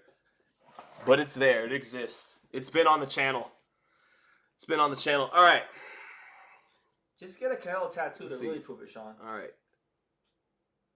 Let's go. Mr. Quake, what's up, brother? Boxing analyst. All right, so Super Chat from FMG Film says, so I rewatched Haney Garcia today.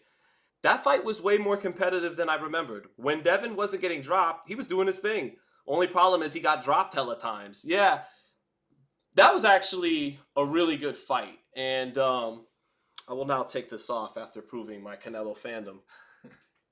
That Super Tramp has still not validated yet. I don't see a link in the chat. Is it upside down? Was it upside down the whole time? No, it wasn't, was it?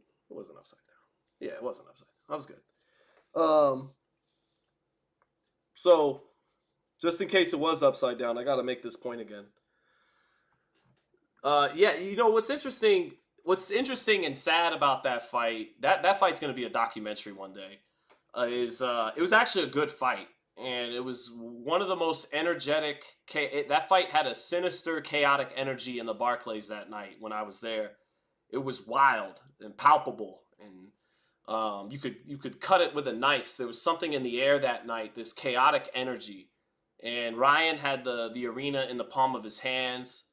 And it was a wild night. It was a wild night, and it was electric, but there was something ugly about it. And, you know, personally at first, because I'm launching my channel and picking Haney to win, and now I got, you know, but now I realize it wasn't just my own personal feelings. It was there was a dark energy in that ring because of everything that followed after the PED controversy and raising an eyebrow at Haney too for maybe, you know, people thinking he may have manipulated the snack thing to his favor and VADA. And but despite all that, it was actually an action-packed fight. And when I was rewatching it the other week, I was like, man, this was a good-ass fight, actually. And it was actually fought at a pretty good level, pretty high level. And yeah, in the first 6 rounds or so, Haney fought well. And so it's, you know, Haney getting with Sugar Shane Mosley talking about how they're perfecting this knockout punch. You know, he got away from his jab in the Garcia fight, is what I'm getting at. And he's been getting away from his jab in general. And in the Garcia fight, there was a moment there, I remember watching it, and about 3, 4, 5th round, it felt like Haney had stabilized the fight. He had settled it down, stabilized the fight, and behind his jab was slowly kind of breaking Ryan down, if not, you know, just staying in control of the fight. But Garcia was always one deadly burst, deadly spurt of his comment. You know, he was a different animal in that fight compared to the Tank fight and compared to what we saw on Friday. And yeah, it was actually a good fight. And Devin, after the first or second knockdown, had nothing left. That fight probably should have been stopped. And I give Haney a lot of credit for making it through the 3rd knockdown and still getting up. And but he was kind of defenseless at a certain point. And anyways, thank you for the super chat, FMG. Haney Garcia reminded me of Broner Maidana, the resemblance in the knockdowns, but the fight was amazing. Yeah, right. No, that's a good point. Yeah, Broner Maidana was actually a great fight, and Broner, like we all know, after getting dropped again in the 8th, actually came on strong, hurt Maidana with a left hook, and that was a good ass fight. Broner was never the same. Haney did not look the same in his first fight back, and you see some of his fans trying to spin it as he did enough to get the win. He was just, you know, it was ring rust and 1 year off. But, you know, in my opinion, if you know what you're looking at, you saw some signs that were concerning beyond just knocking the ring rust off and everything. And I've talked to some Hall of Famers about it recently in the last day, and they point out things that concern them long term on how Haney will perform, not just that one fight. I do think he could be better than he was against Ramirez. Absolutely. Ryan being enhanced that night and Haney being a year off the ring since that fight, absolutely it had something to do with it. But all I'm saying is it wasn't just 100% that he potentially may have lost something permanently in that fight. Potentially. We won't know until long term, but the returns on fight number 1 were shaky. So we'll see what we get. So boxing analyst says, we all want to see Scull win. We all want to see Scull win. We all want to see Scull win. We all want to see Scull win. We all want to see Scull win. Danny Merck says, Ryan looked bad last night. I guess no rematch with the loss. It's just, I mean, they could still do it and we'll watch, but it went. That rematch had a window of being like the biggest fight in boxing. If they could have delivered somehow sensational performances and maybe not have done it in the shit show in Times Square, you know, on a better stage, then that fight was red hot at its conclusion. And then the PED stuff only made it hotter. And then, it takes so long to get these guys back in the ring, and then they underperform that it is plummeted in value. It's a stock that's plummeted. Still worth something, though. It's still worth something, but that fight, if executed properly, the build-up to the rematch and everything could have been as big a fight in boxing as there is. And now it's lost a lot of appeal. But, they can still do it, and we'll watch. You guys are going to watch, I'm going to watch, but we kind of watch everything, so that doesn't count. We even watched Badu Jack. We're watching Badu Jack. Badu Jack versus... Man, Badu Jack, borderline Hall of Famer. I think if he would have got the decision against DeGale, yeah. he'd get in there. That sucked. And the Adonis Stevenson was a draw, wasn't it? No, he lost that fight, right? To Adonis Stevenson. Or was it a draw too? It might have been a draw too. I don't know about Hall of Fame, but wouldn't it be fair to say that Badu is in the Hall of Very Good? Definitely in the Hall of Very Good. Yeah, because to me, I don't Definitely think in the Hall of I think of a guy who's in the Hall of Very Good. Well, he's just well-rounded. He's just a well-rounded fighter. Nothing special about Badu Jack, but he's good and solid all around. Tough, very tough, very tough. He's a dog. It's funny. I covered Badu Jack, man, at casinos that don't exist anymore in Las Vegas. The Texas, the home of Floyd Mayweather's professional debut. That Al Bernstein commentated on a parking lot of the Texas station. The now bulldozed that Texas station about 10 minutes out from my house. I remember covering Badu Jack at about 6-7-0. I remember covering a young Yordenis Ugas on that same card.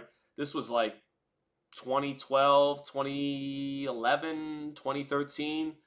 You know what? Just for shits and giggles, I'm gonna look up Badu Jack's box rec and try to remember what fight what day that was that I was at and who he fought, because we got a little time. All right, look, here it is, BT.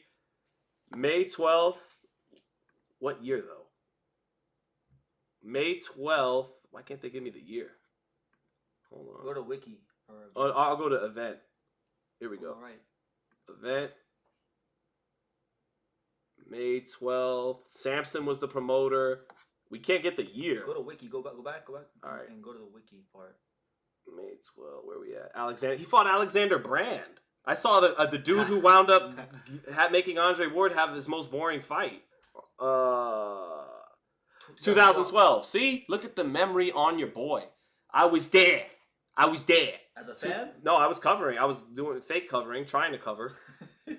Pretending to be a reporter. Who else was on the card? I'm just curious. Who else was on the card? Rancis Barthelemy, Yuneski Gonzalez, Chuy Gutierrez, and Willie Nelson was the main event. Ooh. Chuy Gutierrez. Wow. That's a Vegas name, right? That's there. a Vegas ass name. Yeah, that was the card. Yeah. So that's right. Shout out to Badu Jack was the long-winded point of that. So what's up, Edwin Ola? Christopher said I thought Badu Jack was going to be great, but he's solid. No Hall of Fame to me. No, yeah, he's the Hall of Very Good. He's definitely, that BT called it on that one. Christopher said, but I guess if Mikey Garcia is a Hall of Famer, then Badu Jack is very close. Yeah, it's the bar is probably getting a little lower as we go on. Mikey's not in the Hall of Fame. He's not in the Hall of Fame, right? But I think they're gonna put him in there. Christopher is suspecting they would. I hope not. Or did they vote him in? I mean, no, I'll say this for Garcia. Again, Hall of Very Good. He's an underachiever. And I mean that as a compliment. He's the James Harden of boxing. All the skills, all the talent in the world, but not enough fire in the belly to get it done when it counts the most. Harden's a first ballot Hall of Famer, though. That's true. I don't think he's... that's a point I used to make on my channel like 7 years ago before James Harden... was a Hall of Famer. Yeah, no, he's the first ballot Hall of Famer. Now he is. So, all right. Here we go. Round one. Badu Jack, McKaylen. And let's see what we get here. I have a feeling Badu Jack is going to fight as if he was in front of a normal audience and everything, because he's comfortable fighting over here. So round one begins. McKaylen, the champion, the WBC Cruiserweight champ, Badu Jack. Good jab by McKaylen in the center of the ring for the WBC Cruiserweight title. This title is cursed. And Badu Jack jabs to the body. Badu's, I believe, well into his 40s now. Might even be 42. 41. 41. So Mikey was one of the best punchers I ever seen pound for pound, but was a slight underachiever. McKaylen getting off with the lead hand, trying to hook off of it. Badu keeping that right hand home to block it. Starting in the center of the ring. Two big boys, cruiserweights. McKaylen feigning, being a little bit busy with the lead hand. Shoots his jab. Badu blocks it. McKaylen, double jab, falling a little short, but being busy with the lead hand a little bit. Badu stepping over to his left. Good jab by Badu Jack there. Steps over to his left. Jabs to the chest, stays in the center of the ring, steps to his right, catches the double jab on the gloves by McKaylen. Good right hand to the body by McKaylen. Punched off of Badu Jack's jab and timed him underneath the elbow with a good right hand to the body. 1-2 to the body by McKaylen. Another 1-2. Badu catching that last one on the elbow. McKaylen busier with his, with his hands, just trying to have some motion to have Badu Jack think of something a little bit more twitchy up top with that lead hand, measuring with the lead hand, moving his body a little bit, moving his hands. Badu's keeping it more steady, trying to pump that jab. Back comes McKaylen with the jab to the body by Badu Jack. Close round in the first 2 minutes, slight edge to McKaylen. McKaylen getting off the 1-2. Badu makes a miss, pivots out to the left, keeps in the center ring, uses his jab. Back comes McKaylen with a jab. Both McKaylen busy, a little bit busier with the motion up top. Moving the head around a little bit pre-punch. Jack trying to be that slow and steady veteran, pick his spot. Nice jab to the body by Badu Jack. Center ring, 30 seconds left. Another slow round that we are being treated to. But this is the first round. Give these guys some time before we call it another stinker. 20 seconds left. Badu keeping in the center of the ring. McKaylen just a little bit busier this round. A little younger. Good 1-2-1 by McKaylen there. Badu getting caught at the end of that jab, that last one on the 1-2-1. Trade jabs in the center of the ring. And the veteran Badu Jack not getting off first this round, taking his time. They trade jabs. McKaylen a little busier with that lead hand and with the jousting and feinting and whatnot. Not a lot of action to start the fight. 10-9, McKaylen, the challenger. Caleb said, "Hey, True School in the building." He is. What's up, Caleb? That is the Dundada. Good to see you, Caleb. Yeah. So, Andy Gonzalez says that's because Mikey had promotional problems with Aram. Definitely a Hall of Famer. I think he would have beaten Gamboa, but we know what happened. Yeah, he'd have beaten Gamboa. Him and Lomachenko is the fight, right? That's what we wanted to see. And then he went and got that Lamborghini money against Errol Spence. He should have at least fought Linares. Remember that was the fight they were talking about? He'd have beat Linares. Yeah. He'd have beat Linares. But I'm saying at that time, it would have been a really great win for him. Yeah. On the resume. Mm-hmm. But Mikey was always straightforward and honest that he didn't love boxing like that. He was just extremely talented and good at it, but he never loved it. And that held him back from his true potential a little bit. But even as it stands, he was a fantastic fighter. He's one of the best punchers I ever seen in person, pound for pound. Freakish power. Sometimes on some of those fights, there wouldn't be a muscle on him.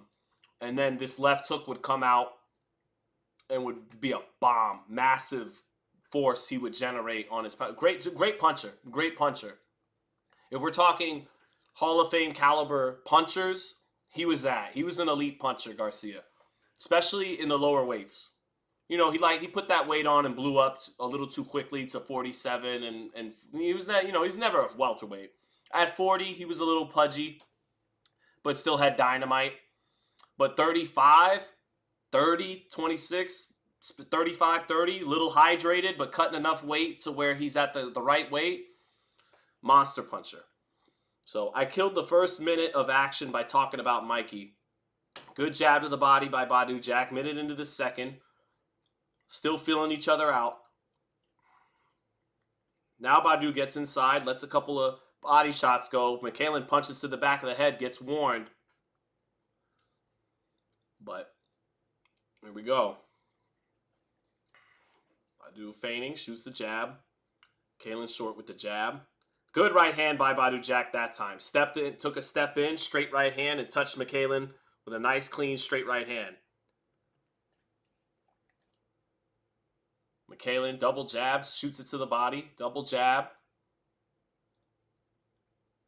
Centering action, both fighters. McKaylen step into his right, feigning more.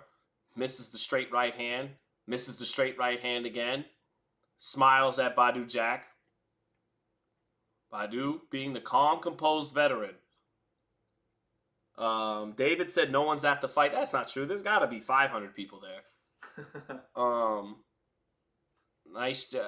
Yeah. Oh, man. It's crazy to think that Canelo right now would have, like, the T-Mobile sold out tonight or something.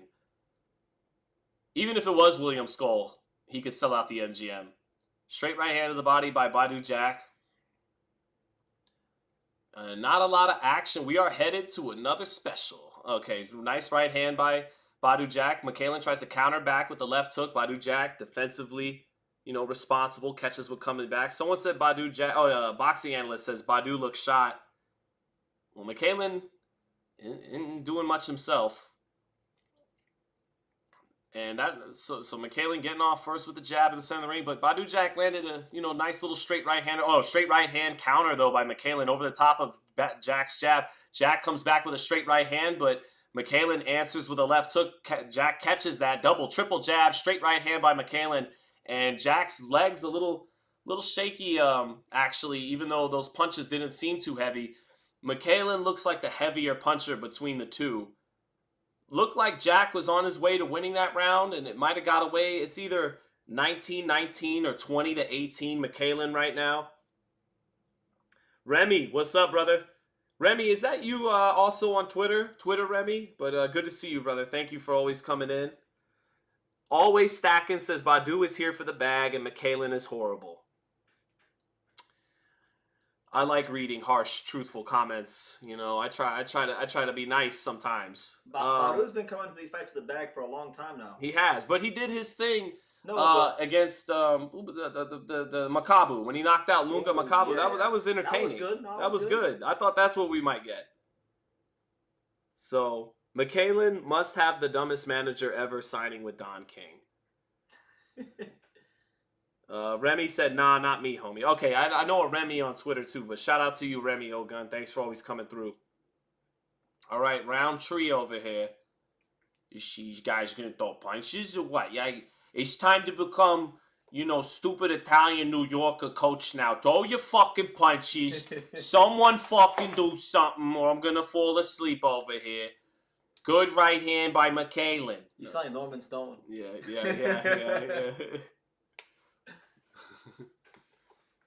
McKaylen did get that straight right hand in over the top just about 10 seconds ago. Double, triple jab by McKaylen. McKaylen looks like the more natural cruiserweight. Badu trying to counter with a straight right hand, but McKaylen catches it and then shoe shines to the body. So McKaylen just a little bit fresher, a little bit more twitchy, and that's being generous. Neither guy is very twitchy here at the cruiserweight division. I mean, McKaylen should be fresher. Nice double jab. Good straight right hand by Jack, and he turns him. Nice double 1-2 down the pipe by Badu Jack, and then he turns McKaylen's body. So, Kevin Detroit, why don't you have that New York accent? I left too soon. I got here at 7 years old here in the West Coast. So, center ring, straight right hand by McKaylen, gets blocked. Nice counter straight right hand by Badu, but McKaylen actually catches it and shoots back a straight right hand. So McKaylen landing that right hand right there. Neither fighter letting their right hand go with a lot of conviction, though. Very much a chess match. Some feinting from McKaylen in the center of the ring. Badu Jack, good right uppercut to the body by McKaylen as Badu tried to start bouncing in the center. Double jab, sweeping right hand by McKaylen, not landing. Another double jab, sweeping right hand by McKaylen, all blocked. Good straight right hand by Badu Jack. Good timing, came right back after blocking those shots, and now he works the right hand of the body in the clinch. Not a lot to choose from. Not a lot of action. Badu comes forward, shoots the jab. Center of the ring, a little bit of bounce in him. Gloves up. Catches 2 jabs from McKaylen. Makes him fall short with a 1-2. Another 2 jabs by McKaylen. But Badu comes back. Nice little tucked in sweeping right hand of the body on the inside. And then McKaylen complains about a punch to the back of the head after that. Double jab right hand by McKaylen in the center of the ring. Lets his punches go, but not sitting down on anything. Good jab by Jack.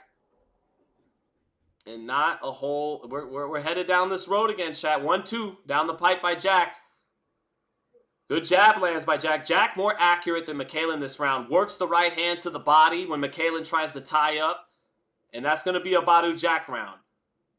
But McKaylen coming back with 1-2s. Good right hand at the belt. Close round. Not a whole lot to choose from. Not a whole lot to choose from. 2-1 either way. 2-1 either way. Anthony Joshua rocking the red Yankees hat. Danny Mark. I'm a New Yorker. Don't forget about it. I won't. Let's see. I fell asleep last night other than T.O. says no dice. Well, if you were watching this, you would fall asleep again. Did I see Usyk's new interview? He confessed he got knocked out by a horse when he was younger. Can you give me a little bit more on that, boxing analyst? What does he mean he got knocked out by a horse? He got... Oh, I'm making sure my stream is good. You're saying he got knocked out by a horse? You know, I have Usyk #1 pound for pound, but if that's true, he's kind of overrated because Roberto Duran was a lightweight, probably malnourished in Panama, who knocked out horses bare hands. Ooh. You know what? Hot take, chat. Are we gonna have to talk about, is Usyk possibly overrated because he lost to a horse? I don't know. Duran was a 35-pounder in the 70s, 60s in Panama, knocking out horses. I don't know. Round 4. Here we go. 30 seconds into it. Trading jabs. Center of the ring. If something significant happens or lands, I will let you know. Right now, it's a chess match. A lot of trading jabs. Both fighters landing their jab that time. McKaylen feigning, moving his upper body, double jab. Jack catching it, right hand over the top by McKaylen. Jack rolls it a little bit. Oh, straight right hand counter by McKaylen over the jab of the body by Badu Jack, but not straight right hand by McKaylen. Badu blocks it. Neither guy able to find the mark clean, but McKaylen a touch more accurate to start the 4th round. Right hand to the body by McKaylen. Nice little chopping right hand to the body. Shoots the straight right hand after that. Both fighters defensively responsible. 1-2-1 by McKaylen. McKaylen getting off first here. He got kicked in the head by a horse? Okay, well. All right, left hook lands for McKaylen. Follows it up with a little combination. Shoe shine to the body by McKaylen. Not a lot of steam on him, but shoe shining. 2 jabs up top. Halfway through the 4th. Jab back by Badu Jack. But McKaylen a little bit ahead. Jab to the body by Jack. 2 jabs by McKaylen. Nice left hook to the body. Inside by Badu Jack. Right hand to the body. Sweeping right hand. Good shot by Badu Jack. He sweeped it over the top and landed it on McKaylen. Badu a little bit more, you know, he's the more experienced championship level fighter. He's the one, I think, expending less energy than McKaylen. They trade jab. Good last 20 or 30 seconds for Jack there. A little left hook to the body as they tie up. Jack, a good jab by Badu Jack, popping the head up. So Jack with some life here in the 4th. Falls short with his jab. Straight right hand. McKaylen rolls it. Jack applying pressure on McKaylen now for the first time. Good right hand to the body and a left hook to the body by Badu Jack. McKaylen not getting the better of that exchange. Sweeping right hand by McKaylen gets blocked. Badu Jack punching inside of it with a short left hook. Lead left hook by Badu Jack. Splits the guard a little bit, and then McKaylen holds on, and Badu wails away with a couple of right hands with his free hand in the clinch. Solid round by Jack. Left hook by McKaylen, blocked by Badu Jack. 10 seconds left. Double jab, sets up a nice body shot for McKaylen. Badu Jack wanted to punch something in between, didn't quite get off the uppercut. That'll do it. That's a Badu Jack round. Let's call it even. Let's call it even through 4. There's Canelo in the dressing room. You know, normal, regular. Not a crazy aura coming out of the super middleweight champion. just kind of going through the motions in the dressing room. Canelo, you don't see that crazy. Canelo's there. He's getting his hands wrapped, and it is what it is. Is kind of the vibes. So, Alonjon Williams, thank you, brother, for the super chat. I wish I could pronounce the name the right way for you. But I'll say Alonjon Williams. Is the cruiserweight division dead? By the way, I loved your video exposing the Saudi government. No, I think Jai Opetaia is a good fighter, just short of a true pound-for-pound elite, but he's a good champion, athletic, shown some toughness, and good athleticism in the cruiserweight division. Jai Opetaia is a good fighter. Zerto Ramirez is taking advantage of a weak division. He was, beaten by better fighters back at light heavyweight. We lost to Bivol, and who else did he lose to? Was that it? Did he only lose to Bivol? I think that might be it. Yeah, maybe only lost to Bivol, but he's taking advantage of a thinner division than the deep light heavyweight division. So that's really why he's got 2 belts. And then you got Badu. So yeah, it's not a strong division. Yeah, you could argue it's dead. Yeah, but the hottest thing that could happen to cruiserweight is Benavidez going up to cruiserweight, but that wouldn't be that hot because the meaningful fights for Benavidez are at 75. So McCallan getting off a nice little quick combination in the center of the ring, stepping over to his right about a minute into the 5th round, taking something off his shots to run 4 or 5 together.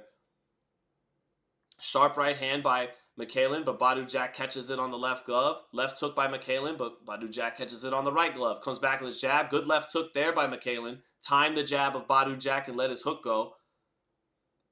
Good jab by Jack, catching the right hand, coming back with the jab again. Double jab by Jack to the head and the body.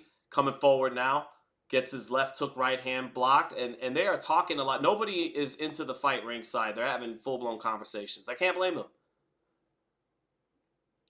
It's just odd how I keep seeing fight after fight with nobody having any marks on their face. Nobody really landing anything. And not a lot of punches being thrown. But hey, it's the greatest thing to ever happen in boxing. So jab for Badu Jack. About a minute left in this round.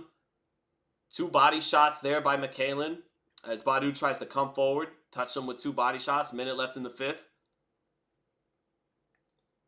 Badu lets his jab go. But yeah, as for the cruiserweight division being dead, Alonjon, I think... outside of David Haye, Alexander Usyk, and Evander Holyfield, those are the only 3 cruiserweights who have ever really captivated anybody.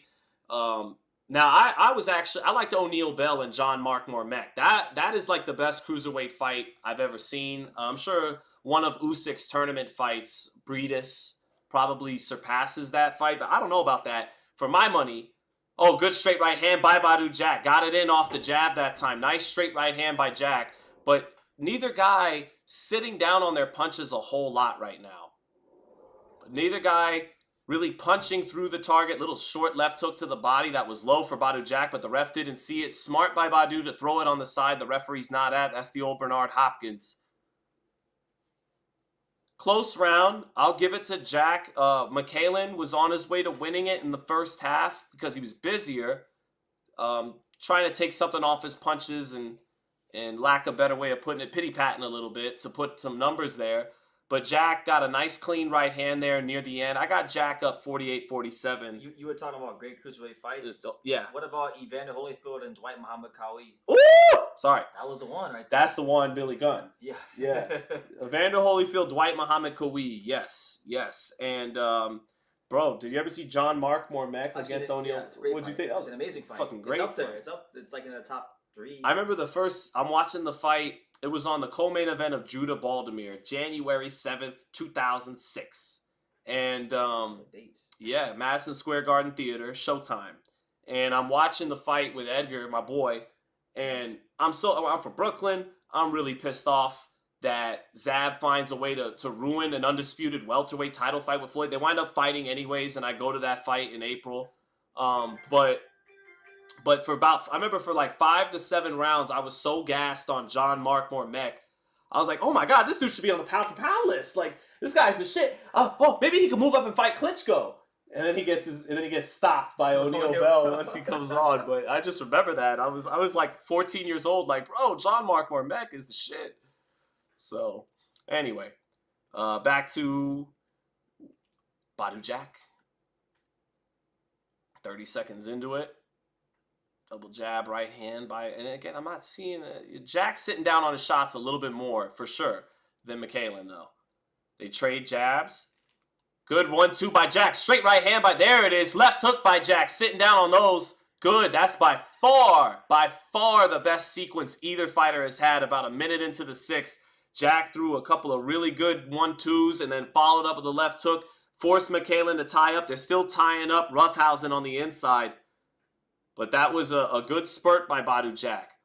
Let's see if he follows it up. McKaylen getting roughed up on the inside again. Badu hitting him with the free right hand over the top. Badu starting to assume a little control here in the sixth. McKaylen, headbutt. Lead left hook blocked for McKaylen. Good jab lands for Badu Jack. Steps over to his left. Solid round for Badu Jack right now. McKaylen not as comfortable in there. 1-2 for Jack. Nice left hook for Jack. In the mid-range. McKaylen tying up with about a little over a minute left in the sixth. This has been the best round either fighter has had. Right hand by McKaylen over the top. Gets straight right hand by Badu Jack. Caught McKaylen in between punches. Good straight right hand by Badu Jack. Badu Jack is finding a home for his right hand now, midway through the fight, and a little bit of a welt around the left eye, or the right eye, of McKaylen. Jack is becoming the boss in there. He's showing more of that dog, more of that grit, sitting down on his punches. McKaylen fencing with his jab 2 times, but McKaylen not landing this round. Jack defensively sound. Has, again, had the best round either fighter has had so far. McKaylen lands a left hook off a sweeping right hand of the body, but no steam on McKaylen's punches oftentimes right now. I think some of those free hand body shots in the clinch are wearing him down a little bit. Back comes Jack with 2 body shots. McKaylen not liking it to the body. Jack, if he could stay down there, find 2 nice shoe shine to the body by McKaylen, but McKaylen not getting leverage on his punches right now. That's it for the 6th round. A dull fight, but one that Badu Jack is beginning to assume control of. I have him ahead 58-56. Straight right hand, short straight right hand. Another straight right hand, knocking the sweat off of McKaylen on that slow-mo. Touch jab, boom, straight right hand. Double straight right hand, same replay. And a right hand in between McKaylen's punches. So about 4 or 5 clean right hands that round for Badu Jack. There was more punches landed by Badu Jack in the 6th round than there were total the first 5 rounds by both fighters combined. So, Remy says, yeah, they're throwing some leather now. Yeah, Badu is settling down, and so Relax says, no, I know that's Sean's homie. I'm just playing. I remember Tim Bradley, and I was talking about that big-ass head of his. Relax, it's only money. He talk his shit in the chat. He's good. Let's see. You don't talk about John Mark dead to O'Neal Bell in the rematch. Hyro, I'm going to lose my hardcore card. They had a rematch? I don't even remember. They had a rematch? That's news to me. Hyro is putting me on game. Hyro probably, I know that's Hyro probably just went on box break. He probably didn't watch by himself. So Mannix has it even. I have no issue with that. I think it's either even or, Badu Jack ahead 4-2. Let's see. Let's just get this fight over with. To be honest. How you feel after all the great fights Badu Jack is giving you? This how you? No, hey Badu, do your thing. To be honest, jab lands from McKay. You go ahead. This fight is cursed because I don't know if you know, but Noah McCallion was supposed to challenge Ryan Rozicki for the world title, or Ryan Rozicki was supposed to challenge Noah McCallion for the title multiple times, and McCallion pulled out multiple times. Then it was supposed to be Badu Jack versus McCallion, and then McCallion got injured. So this belt is cursed. I'm gonna play a better Jack the Ripper.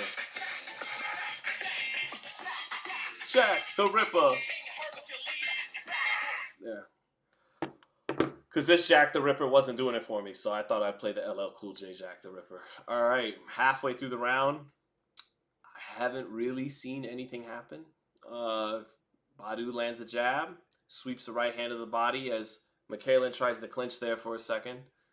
McKaylen bouncing out to his left, halfway through the 7th. Right hand sneaks around a little bit for McKaylen, but not sitting down on it. Back comes Jack, squares his feet to get leverage on a nice left hook, right hand of the body. McKaylen with a little get-off-me punches with his back near the ropes, but it's Jack with the leverage on his punches right now. And if McKaylen's legs get used up, Jack could really start to fight a lot more downhill, and the body work could be a big problem for McKaylen.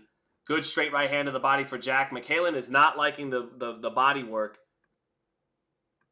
And if McKaylen's legs start to go, Jack could really turn things up here. Good jab by Jack, and a welt forming on McKaylen's right eye. Jack looking for a straight right hand in between McKaylen's punches, and if McKaylen's not going to lead first, Jack's looking to fight behind the jab, get to the body, but there's not a lot of steam in McKaylen. 2 body shots in the clinch, 2 low blows by Badu Jack, and a left hook. Referee that time saw the low blow, didn't care. 25 seconds left. Badu Jack winning the round. Subtly, bullying McKaylen a little bit. Nice, that body work in the clinch by Jack is breaking down McKaylen. McKaylen, the more fatigued fighter. And again, Jack, a sloppy exchange, but Jack getting good work done in the clinch with whatever hand is open. That's another Badu Jack round. I got him up 5-2 or 4-3. And now I'm just getting to the point. I just want to see the copy box at the end again. I want to see how much history is being made. 2 of the all-time 5 lowest output fights since like 1980 something that copy box existed. They happened yesterday. And then Saras threw less than 300 punches. This used to be a really rare event. So sometimes when Floyd got older, it felt like the pace was so slow, and he threw 400-plus punches. These guys are starting to not reach 300 in some of these fights.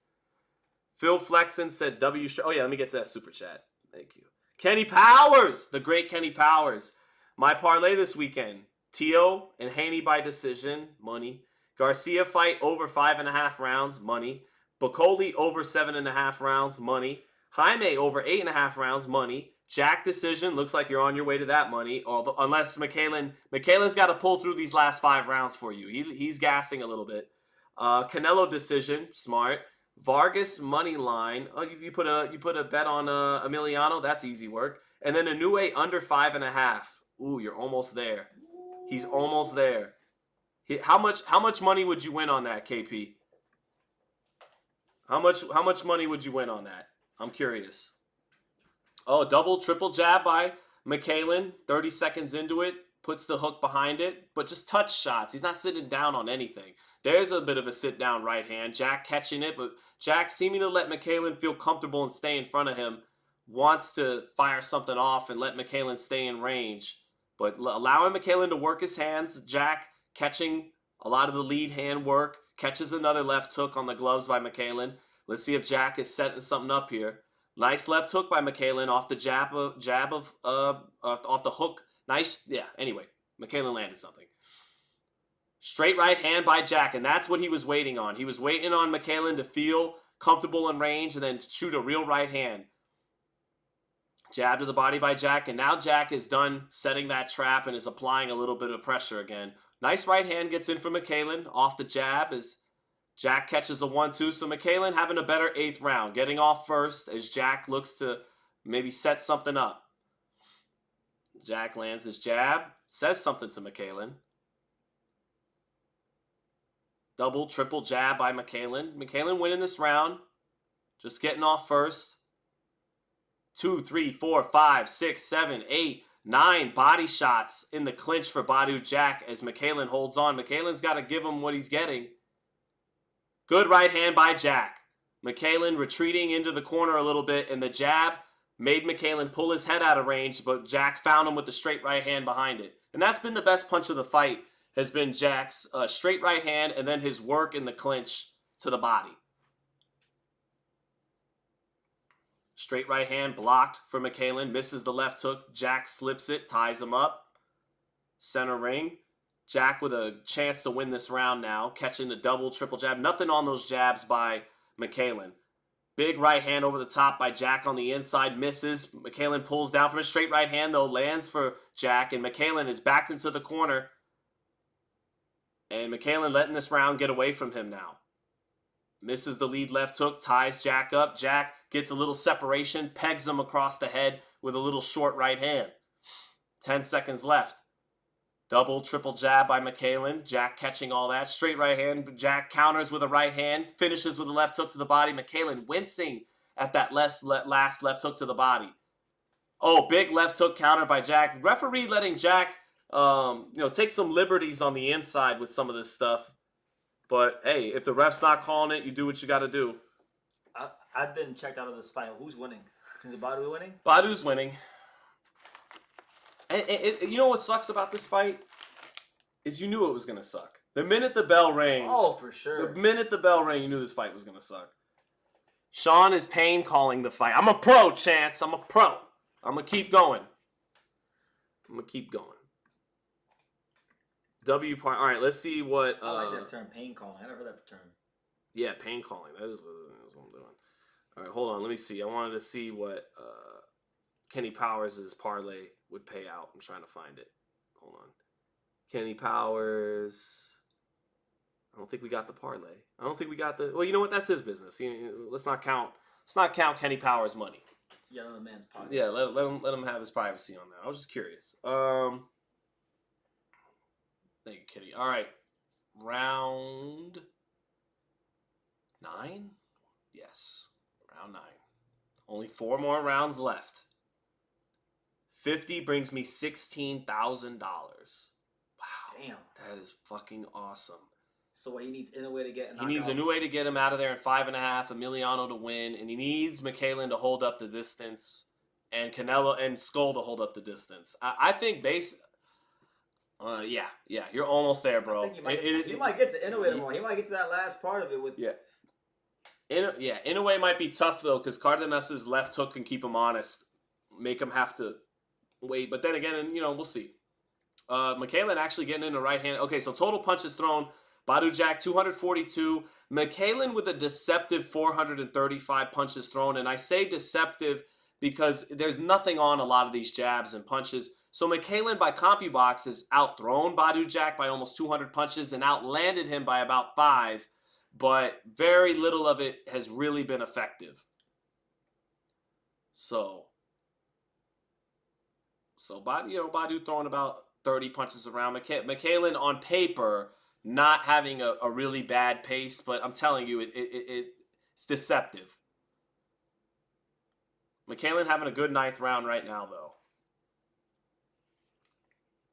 McKaylen having a good 9th round. Jack lands a short left hook on the inside, though, in between McKaylen's punches.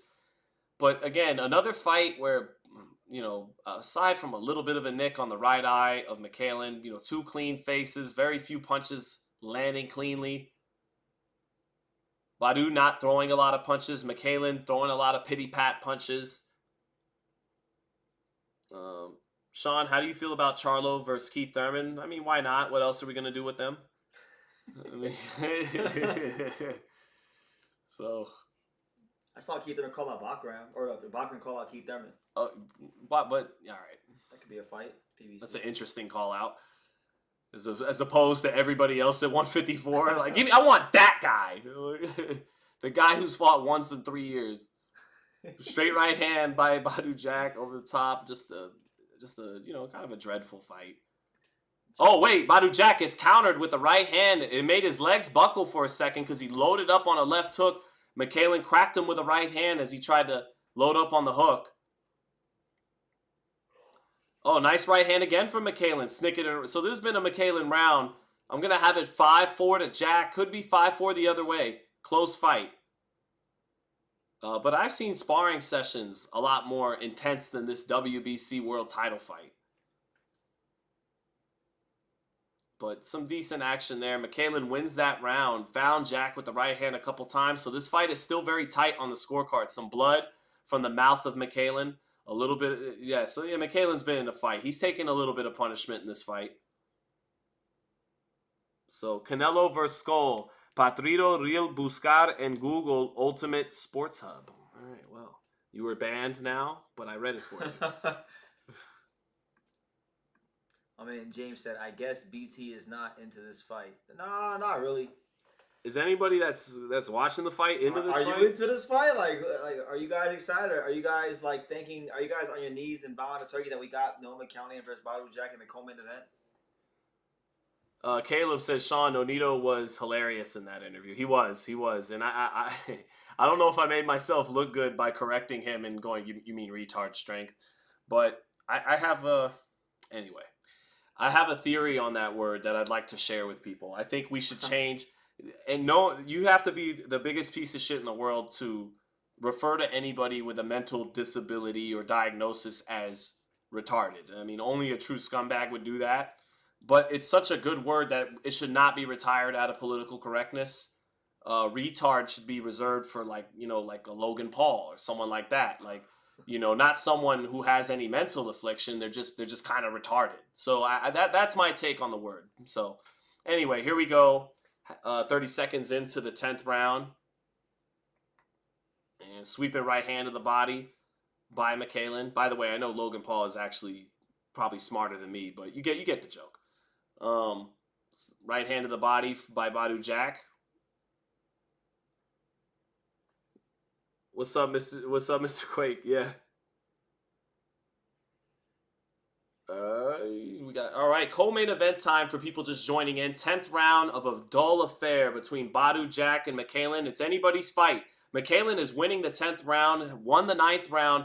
Jack assumed some control in 6, 7, 8, but McKaylin, when it looked like he was fading, good left hook by McKaylin. McKaylin's landing more and more now in the 9th and the 10th round, taking advantage of Jack coming forward, walking him into some punches the last 2 rounds. Halfway through the 10th, double jab by McKaylin. Good left hook to the body by Jack in return, but McKaylin getting off first. Now Jack trying to apply some pressure here. Straight right hand to the body. Jack is in danger of being out-hustled in this fight a little bit. I think earlier on, a couple rounds ago, was landing the better shots. McKaylin showing his back on the ropes, having to give some of his back to get away from Jack. Nice left hook to the up top by Badu Jack, but McKaylin got off 5 punches, and Jack just timed him with 1. Both got good work done there. 55 seconds left in the 10th. Straight right hand counter misses for McKaylin, and Jack rolls the shot and comes back with a counter right hand. So some high-level stuff there from both guys. Hey, what's up, Titus? Good to see you, brother. So, 2, 3. Pity pat body shots by McKaylin. Short right hand on the inside by Badu. It's a dreadful fight, guys. I promise. I think good jab lands for Jack. This is turning into one of the most dreadful fight weeks in a long time. Yeah. But they are, they're fighters. We respect them. McKaylin is taking some good shots, and when it looked like he was fading, he's turned it up. And he's turning it up to finish the 10th round. Good left hook to the body by McKaylin. Jack getting outworked that 10th round. It wasn't that Jack wasn't landing the cleanest shots, but good right hand at the bell, and they trade left hooks. McKaylin landed some good shots in the 9th and 10th. Let's call it even after 10. Anybody's fight in the 11th and 12th. And actually, they know things heated up a little bit there. We might get a decent action in the last 2 rounds because both sides, it's anybody's fight. And now it's time for someone to try to win it. Minso says, this is worse than last night's fights. It's a good debate. Let's see what happens in Canelo Scull. Yeah. Arturo says, LOL, I keep pressing volume down to the fight to listen to your commentary. Thank you, Arturo. Appreciate it. You think it's better than DAZN's? I would hope so. No diss. Mr. Quake said, eat more eggs. At least you never filmed a dead body and posted. That's what I mean. See, that's why I had to. Yeah, thank you for reminding me that. No wonder I refer to him as such. Let's see. Oh shit. Where's my chat? All right, round 11. And all right, let's get serious here. The cruiserweight, the WBC title's up in the air. Both fighters have a chance to walk away with this win. Jack is starting off a little busier than he was. Mannix has McKaylen up 6 rounds to 4. He had McKaylen pull ahead with those last 3 rounds after Jack took a lead. Good card by Mannix. Can't be mad at it. I have it even. But McKaylen is pulling away a little bit. As I ban people, BT, keep an eye on that action. Okay, go. All right, good. Hey, McKaylen getting off now with another combination in the center. Back comes Badu Jack to the body. But will the judges give credit for body work in the clinch? I don't know. Straight right hand to the body for Jack. He backs McKaylen up. McKaylen near the ropes. Nice right hand by McKaylen over the double jab, but he gives his back, and Badu punching with the free right hand there in the clinch. 2 minutes left. Straight right hand by Jack. McKaylen is just, he's out throwing Jack for sure. He's getting off 2 or 3 to 1. Jack a little bit more accurate though. McKaylen, deep breath in the clinch. Left hook to the body for McKaylen. Another left hook to the body. Badu counters with a left hook up top on the inside and sweeps the right hand to the body. Straight right hand on the inside by Badu Jack. Pushed off with the glove in the clinch and hit it with a straight. Another right hand in the clinch. And McKaylen keeps complaining to the referee, but he's got to do something about it. The referee hasn't helped him at all night. McKaylen falling short with a 1-2. Badu steps out to the left, pivots to the center of the ring, makes him fall short with another 1-2, but McKaylen busy getting off first. Badu catching everything, but McKaylen getting off first. They trade right hands. Badu sweeps the right hand of the body as McKaylen ducks his head down in the clinch again. Can you ban these people? When I use them. Yeah. Thank you, bro. Minute left in the 11th. Double jab by McKaylen. Little short left hook. A little bit busier than Jack. Jack a little bit more the aggressor. But it might penalize Jack that his best work is coming in the clinch and not at a clean distance. Jab lands for Jack. He smothers the right hand of McKaylen. Works that left hook to the body. Badu Jack throwing a lot of belt line and slightly low blows. The referee, this is a horrible referee. He's horrible. Oh, nice counter right uppercut by Badu Jack. Jack landing the harder shots right now down the stretch of a dreadful 11th. It's anyone's fight. 10 seconds left. I like Jack's work a little bit more. Straight right hand. Yeah, I like Jack this round. I got it 6-5 for Badu Jack. And it sounds like Mannix and DAZN have it 6-5. McKaylen heading into the 12th. I think Jack 6-5. And especially if we were doing some old school, gotta beat the champ to be, you gotta make it a little bit. You gotta take the belt from the champion. McKaylen certainly hasn't done that. And McKaylen's face is worse for wear. He's the one who's more exhausted towards the end. But he did summon energy in the 9th and 10th. Yeah, straight right hand out of the clinch for Badu Jack. And then a nice little left elbow or shoulder. Straight right hand for McKaylen on the slow-mo. But yeah, Badu Jack's round 6-5 Jack. 105-104. Heading into the 12th. These overseas refs are bad, way too passive. I'll get this dude. Where are these people coming from? Like, we banned like 15 of them. It's been about 5 in the last 10 minutes. Yeah. All right. They touch gloves in the center of the ring. 12th round. Titles would seem to be up for grabs still. This is a disgrace to the WBC title. Jab to the body by Badu Jack. Double jab, triple jab by McKaylen. Straight right hand. Let's see. Any separation this round, we'll see. Left hook for Jack in between all those jabs by McKaylen. McKaylen trying to double, triple it up that time. Jack checked him with a hook. Now Jack has to tie up in the center of the ring. McKaylen a little more tired, but 1-2 lands, or not 1-2 blocked for Badu Jack, but then the one right after it, 1-2-1 lands, blocks a left hook by McKaylen in the center of the ring. Both guys in the center of the ring. McKaylen shooting his shots, getting them blocked, shoots another combination. Minute into the 12th. McKaylen, Jack sweeps, right hand of the body. Jack trying to apply a little pressure. 1-2, just not a lot of clean, effective punching. McKaylen blocks a left hook by Jack along the ropes. Minute 45 left. Phil Seratore says this fight is embarrassing. Yeah. Yeah. No, I mean, all right, we're almost done. Jack lands a jab and a headbutt. Come on, 90 seconds, guys. Come on, guys. Oh, man. Yeah. 2 body shots by Jag. Little pity-pat shots to the body in the clinch. Little roughhousing in the clinch. Minute 15 left. This referee is hilarious. He's the star of the fight. He's the star of the fight. Right uppercut by Jack. Oh, good Lord, man. What is this? Roughhousing on the inside. Jack getting the better of the roughhousing on the inside as he has. Hey, ref, you want to do your job? You want to step in and do something? Damn it, man. Jack just like mauling McKaylen along the ropes. Oh, God. Superior headbutt positioning by Jack on the inside. 40 seconds left.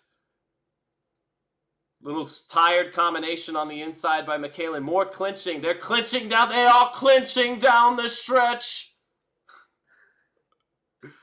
Oh, good 1-2-1. Oh, McKaylen, though, with a 1-2-1-2, shakes up the legs of Jack just a little bit. What was that? 1-2-1-2 from McKaylen. 20 seconds left. Left hook to the body in the clinch by Jack. I mean, the cleanest work of the round was that 1-2-1-2 by McKaylen. Short right uppercut on the inside by Jack, but a lot of shoe shine to the body by McKaylen. Shoe shine to the body. Big left hook misses for McKaylen. Jack thinks he's got it won. Straight right hand by Jack, and they will clinch to the bell. How about it for Badu Jack and McKaylen?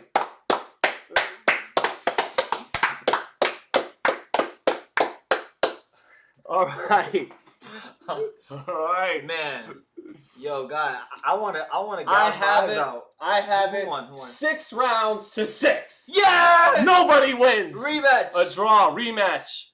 Nope. Nobody wins anything, but everybody lost their valuable time. Could we have 2 terrible draws in the same night? And 4 terrible fights. Martin Bakole and Ife Ajagba fought to a draw. We'll see now, have Badu Jack and McKaylen suffered the same fate, or will there be a new champion at cruiserweight? Standing on the precipice of greatness. Let's go. Oh, Someone man. said my shit Mean is So more said this is sad. Holyfield would have beaten both of these bums on the same night. A standing ovation. Patron Serrato says, Sean, I just subscribed to your channel. I like it. Thank you, brother. The fakest 670 punches. Way. That's bullshit. There's no way he did, but there was nothing on them. McCallion outthrows Badu Jack by 300 punches. Outlands Badu Jack by 30 punches. Much more body shots landed by, 12 more body shots by Badu. So, CompuBox on paper, McKaylen won this fight. Easy. But it was a draw, in my opinion. So, we'll see what happens. I don't want to draw because this is a rematch Turkey will definitely do. Very good fight, very competitive fight. What? Did I just hear Chris Mannix say very good fight, very competitive fight? This is ring match. It was certainly very competitive. Wait a minute. Am I becoming too much of an asshole, chat? Am I wrong? For anybody who's actually watching this fight and not just listening to the commentary, I'm not hating on Chris Mannix, but I turned up the volume for just a second to get ready to hear the decision, and I heard the quote, very good fight. Oh, my Lord. No, come on, chat. Am I losing my mind? That was an awful fight, was it not? Or am I wrong? Please tell me that I didn't just see things. That was an awful fight. I gotta check Twitter now, because I gotta make sure I'm not just living in my own bubble with the great Brendan Taylor. That shit was trash. I'm sorry. Like, I'm gonna be blunt. Like, respect to both fighters for getting in the ring, but there was nothing memorable about this fight, except the referee. He did his thing.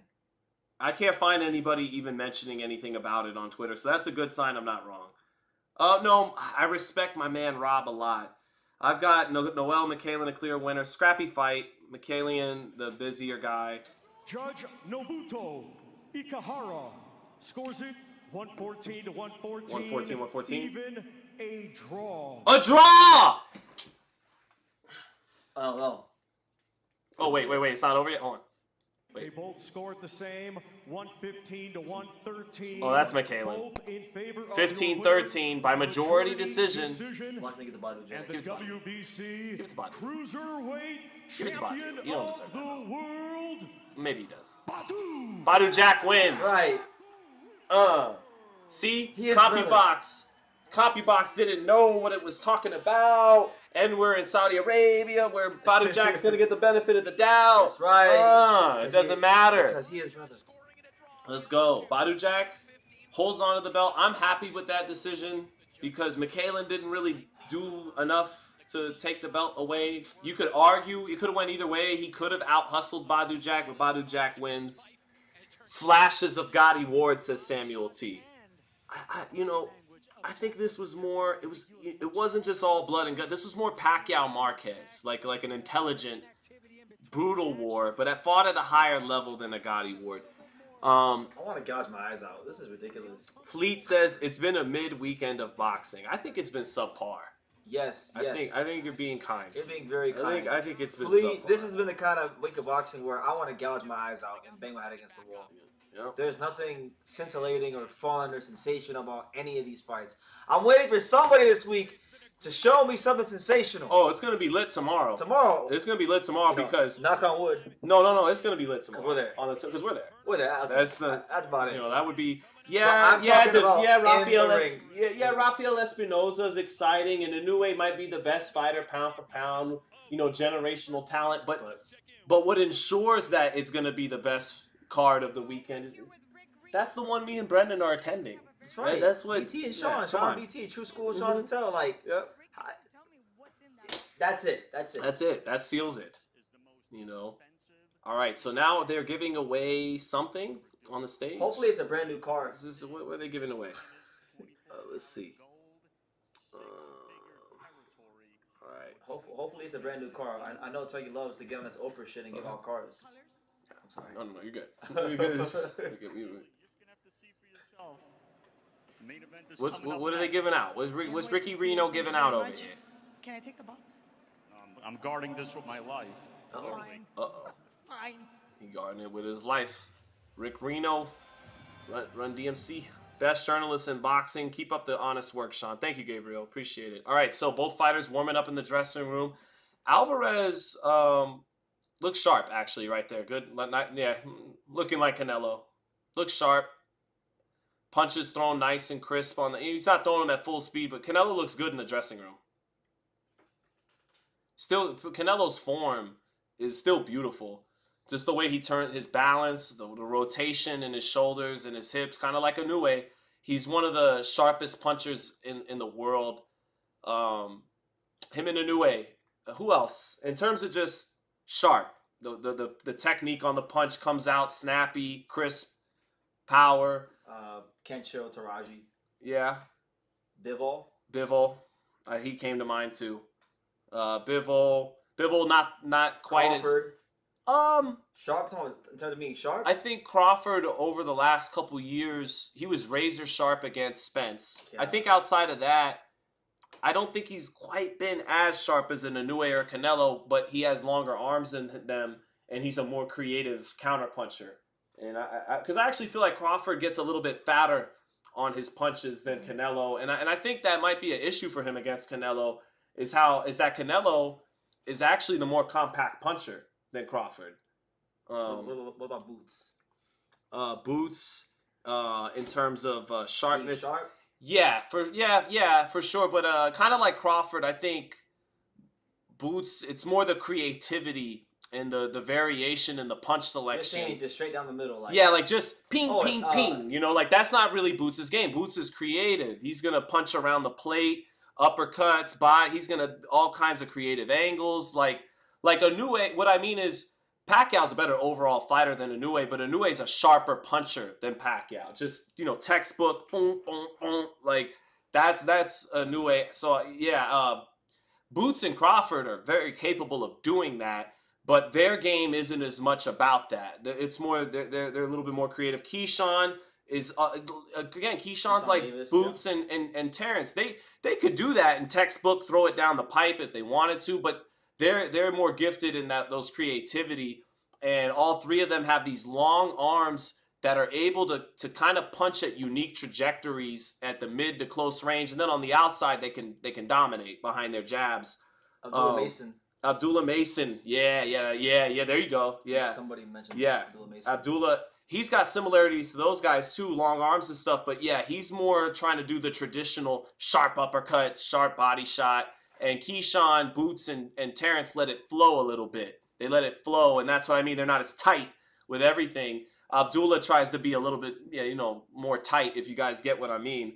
De La Hoya was razor sharp, steak knife sharp. Yeah, one of the sharpest fighters ever. Caleb Plant when he has it going. Caleb Plant. Yeah.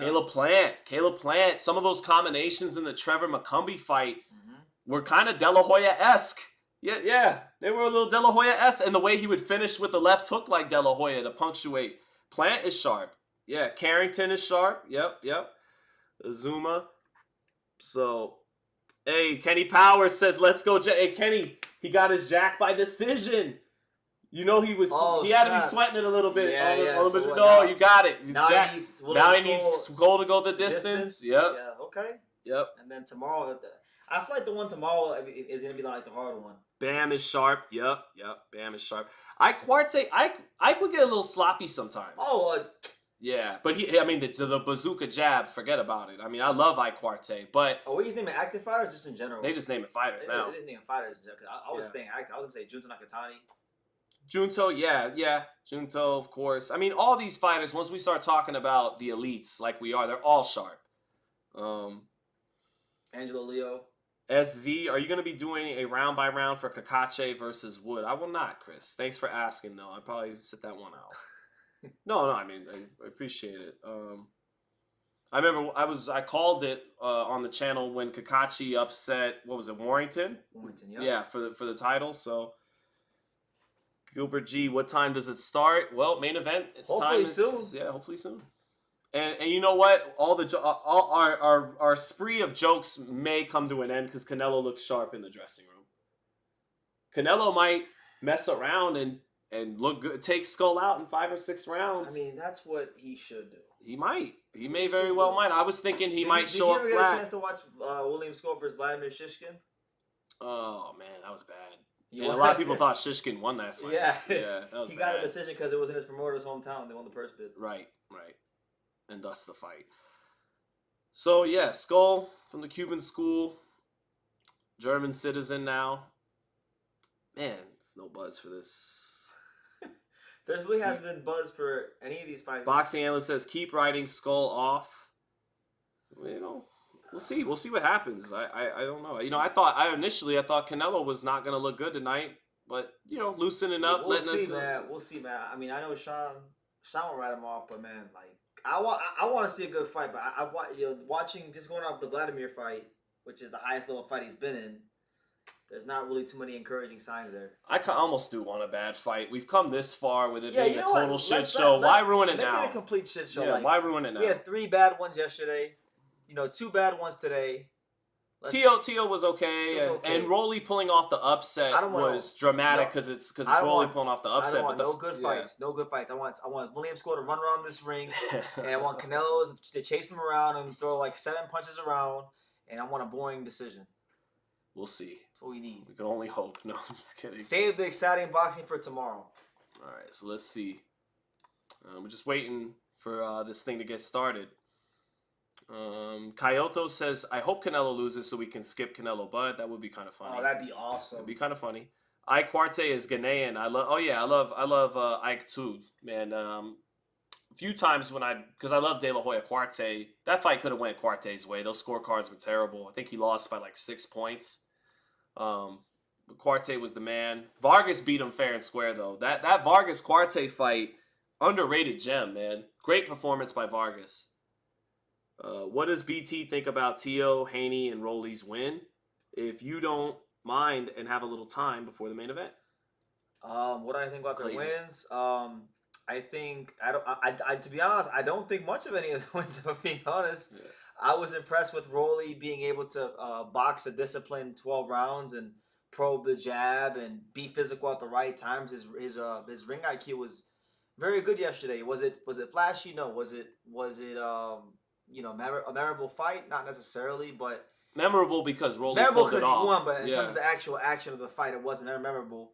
But good for him. I feel like he got his moment. I mean, I know me and Sean have talked amongst ourselves that like Rolly, that he turned pro or he started boxing at 17 or 18 years old. So all these other fighters like they're Ryan. Talking to Crawford now. Okay, so let's see. Canelo looks like he had a good sweat. Are you keeping an eye on somebody? Maybe a possible. Let's see what Crawford says. Of course, I'm keeping my eye on. Crawford says keeping his eye on, and Crawford, who was starting to bulk up a month or two ago, doesn't look like he's in the process of doing that right now. He looks kind of normal. And he was looking like he was starting to put that muscle on when I saw him at the Keyshawn Davis-Baranchyk fight. But yeah, he just looks kind of normal right now. How hungry and how much did you want this fight? Oh, I'm very hungry. I wanted this fight. Crawford says he's very hungry for this fight to get Canelo. In greatness status. Wants to show his greatness. Blah, blah, blah. Kenny Powers says, thank you for the super chat, brother. Says, I might take the cash out before the Inoue main event. If everything else clears, it's already looking very good. Yeah, particularly if it's a significant chunk of what you'd be winning in the end, then yeah, you might want to do that. That makes sense. Javier says, Sean, where does Haney go? Thank you, Kenny, again, for the super chat, brother. Let me see. So Sean, where does Haney go from here? He's gotta get back to his jab and build off the positives. His right hand looked good the few times he let it go.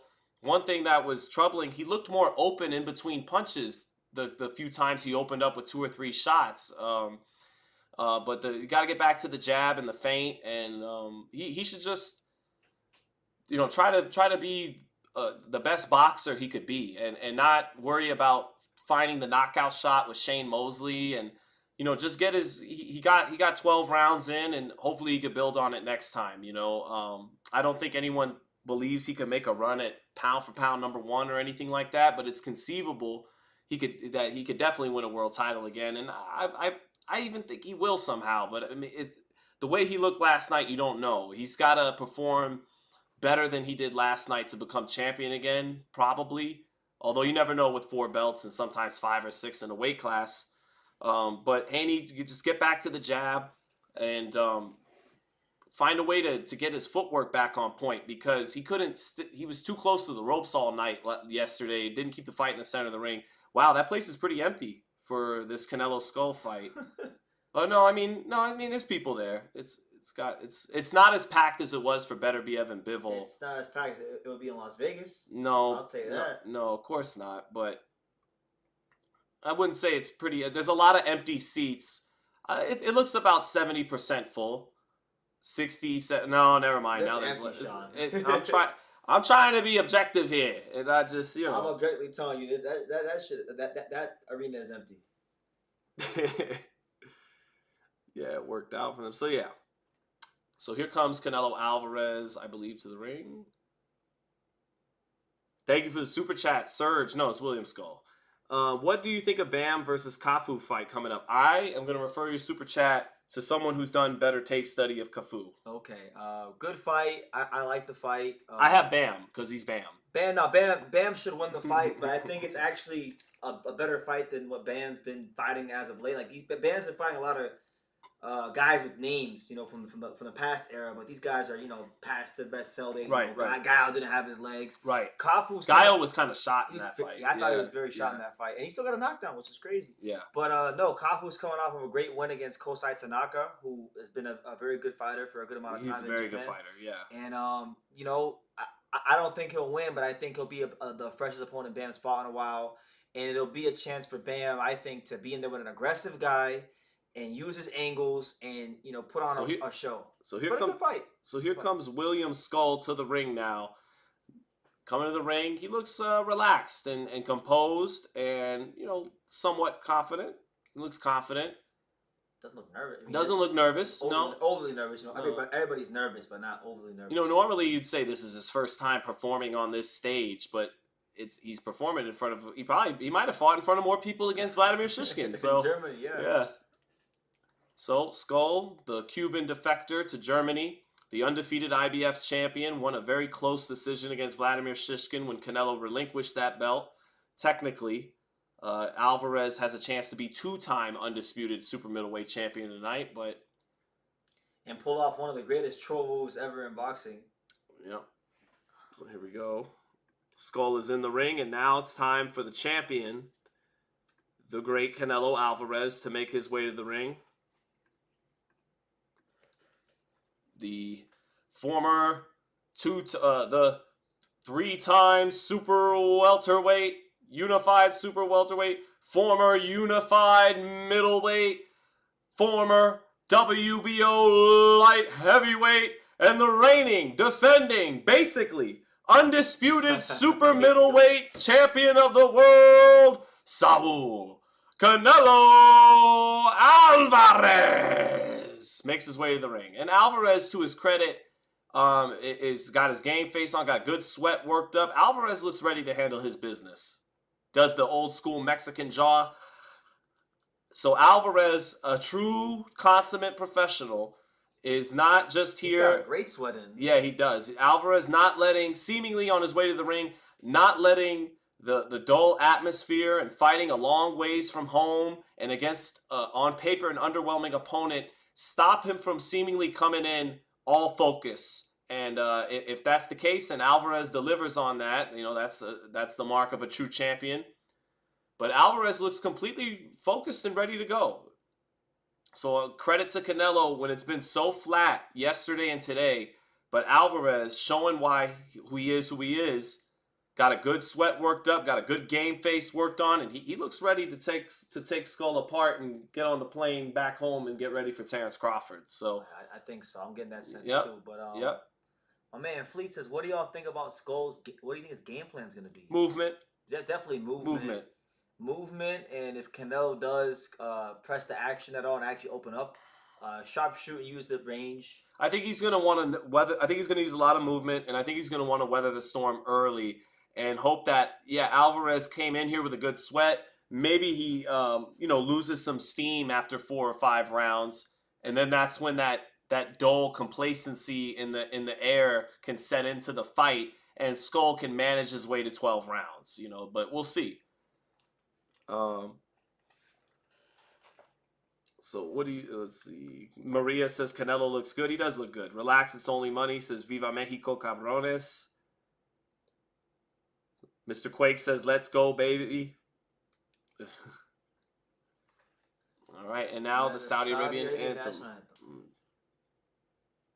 You're going to feel something different, says Chris. That's a catchphrase every fight. Yep. Everyone. I know.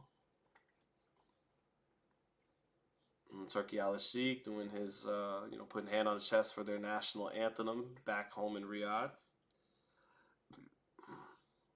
Got some fight fans in the audience.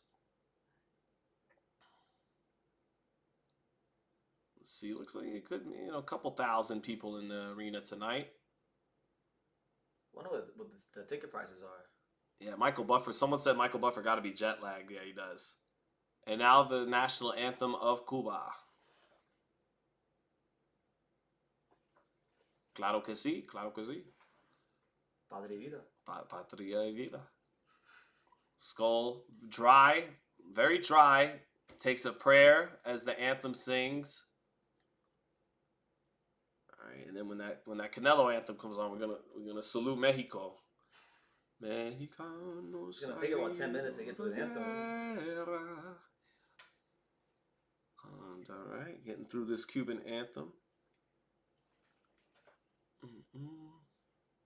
Scull dry as a bone. Someone said first, let's honor Turkey. Yeah. It feels like WrestleMania. Welcome to WrestleMania! Yeah. Very respectful crowd during the anthem. And to the Cuban anthem's credit, it is taking up more time than the Saudi anthem somehow. It is It's getting center stage in the anthems. All right, just finished. And it just finished. All right. All right. Michael Buffer, gotta give it to him. Remy says, let's see another upset. All right, so for everybody joining, the anthems are concluding. Mexican anthem, final anthem set for the super middleweight champion of the world, Saul Canelo Alvarez.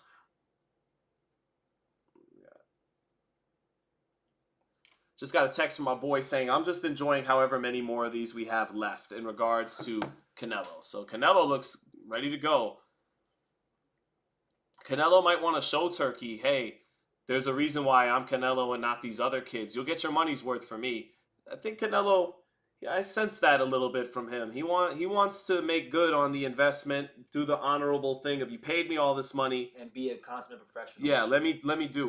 Whoever's paying me, I'm going to perform and deliver. So Alvarez taking in the Mexican anthem, and he looks up for this fight. He looks up for this fight. I had a feeling he would show up flat for this fight, but he hasn't.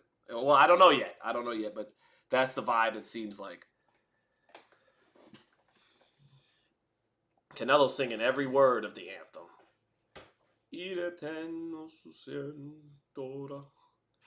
I don't really know the word. I can know how to sound. I know it ends with Del Cañón every time, and I know the melody of the song.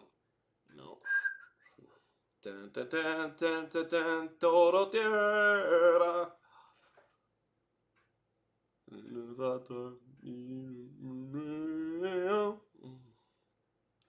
Canelo singing every word. He's like, we out here. We in Saudi Arabia. We singing every word tonight. Mexico in the house. All right. Here we go. All right, anthems are done. And now they get to get their names announced. Michael Buffer about to take his sweet time with Oh, yeah, Michael Buffer about to do the WBO, WBC, WBA, super welterweight, unified, middleweight, everything.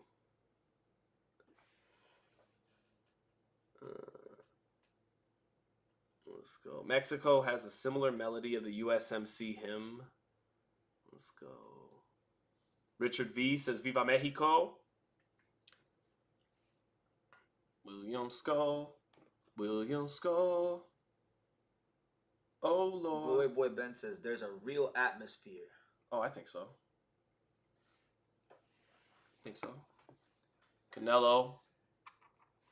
Whiten this. Go ahead and get that. Where are we at? Oh.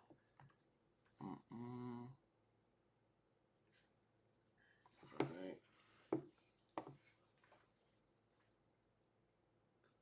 Canelo. Scull pacing back and forth around the ring. Canelo representation of North America. All right. Just waiting for these to be all done. Drummers Against It says, thank you, Sean, for all your work. You've accomplished a lot for boxing. Continued success. Thank you, brother. No, it's cool. I got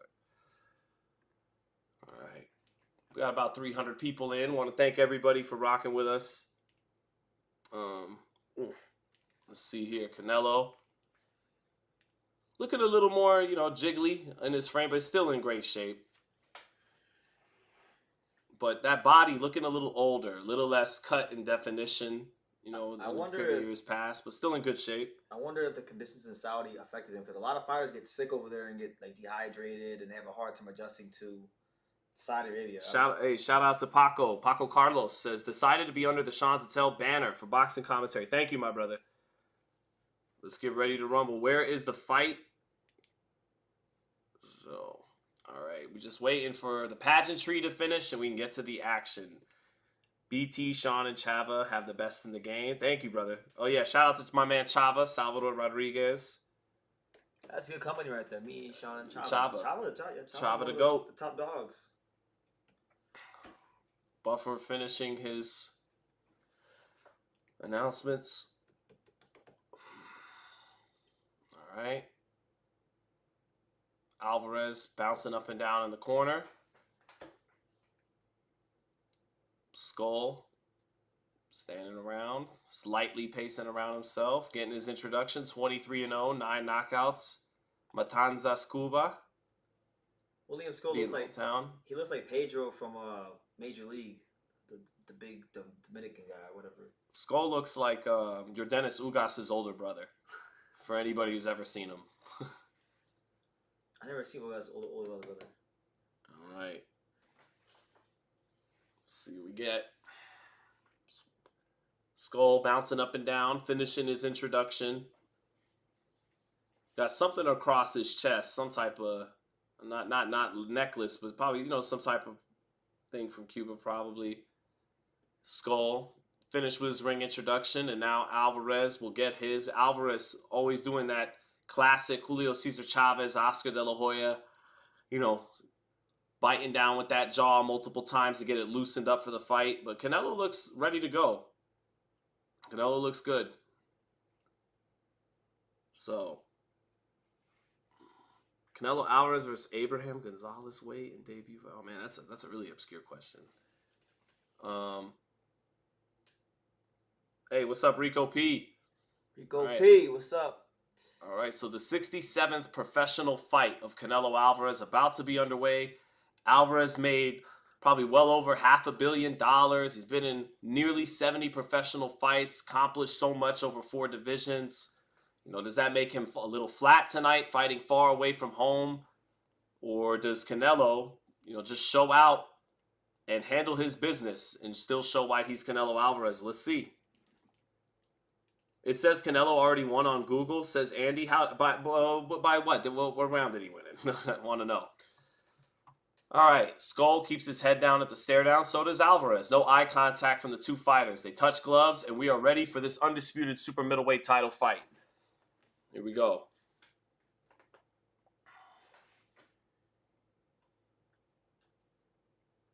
Alvarez, Scull, back in their corners. And we're about to get this thing kicked off. Here we go. Round 1, and we're off. Let's see what we get. Scull moving to his left. Alvarez moving to his left, circling each other just a little bit in the center of the ring. Now they plant their feet. Alvarez, high guard. Scull pause with a jab to start. Alvarez, little short feint. Always got to watch out for that lead left hook of Canelo. So swift. Canelo just coming forward, inching forward to Scull. Scull moving left to right, right to left. Not very bouncy, just stepping over early on. Scull stepping to his left. Alvarez not letting anything go yet. Jab by Scull, gets caught on the gloves by Alvarez. Alvarez stalking Scull, feints, touches with a jab. First right hand gets in there for Canelo. Not clean, but looks like got around the guard just a little bit. That accurate right hand Canelo throws off the double jab when he gets you near the ropes. Minute into the first. Scull uses his jab. Canelo bats it down, parries it. Little bounce in Canelo's feet as he comes forward and stalks Scull. Skull's back near the ropes, and you could look for that double jab by Canelo. The good feint by Canelo. Canelo swings and misses with a wide right hand. Scull slides off the ropes and makes him miss clean. Scull short with the jab. Not really punching through the target with the jab yet. Now Scull lets go of his first real attempt. A little left hand, straight right hand. Both fall short. Alvarez takes a step out of range, makes them fall short. Resets in the center of the ring. Inches forward towards Scull. Scull steps to his right, steps to his left. Very slow first round in this super middleweight championship fight. Scull, short with the jab, touches the glove of Alvarez. Alvarez inching forward, looking a little bit like a Gervonta Davis start to the fight. Not a lot being thrown. Canelo stalking. Skull's back along the ropes. Minute left in the round. Not a whole lot. Alvarez with the edge. Landed that right hand along the ropes in the first minute. And is the aggressor. Scull throws his jab. Moves left to right. Right, left to left. Alvarez speeding him up ever so slightly. But Scull settles down and doesn't allow that excessive movement to burn up energy. Alvarez thinks of placing a left hook, but decides not to let it go and slips a shot by Scull. Alvarez still coming forward. Very low output this round by Alvarez and Scull. Alvarez stalking him. Scull near the corner. Slides to his left. Gets out of there. Scull lowers that lead hand, hits the glove of Alvarez with a touch jab. Moves, bounces right to left to right, switches southpaw. Squares his feet along the ropes. Alvarez just following him, not cutting the ring off. 10 seconds left. Alvarez in the high guard. Staying on top of Scull. Scull bounces to his left, to his right. Falls short with the jab. Or gets it parried. In a very, very slow first round. Edge to Alvarez, who was on the front foot as the aggressor. And had one right hand that found the mark a bit in the first minute along the ropes. But even by Canelo Alvarez's standards, a very slow pedestrian first round that he won, but a very, very slow first round.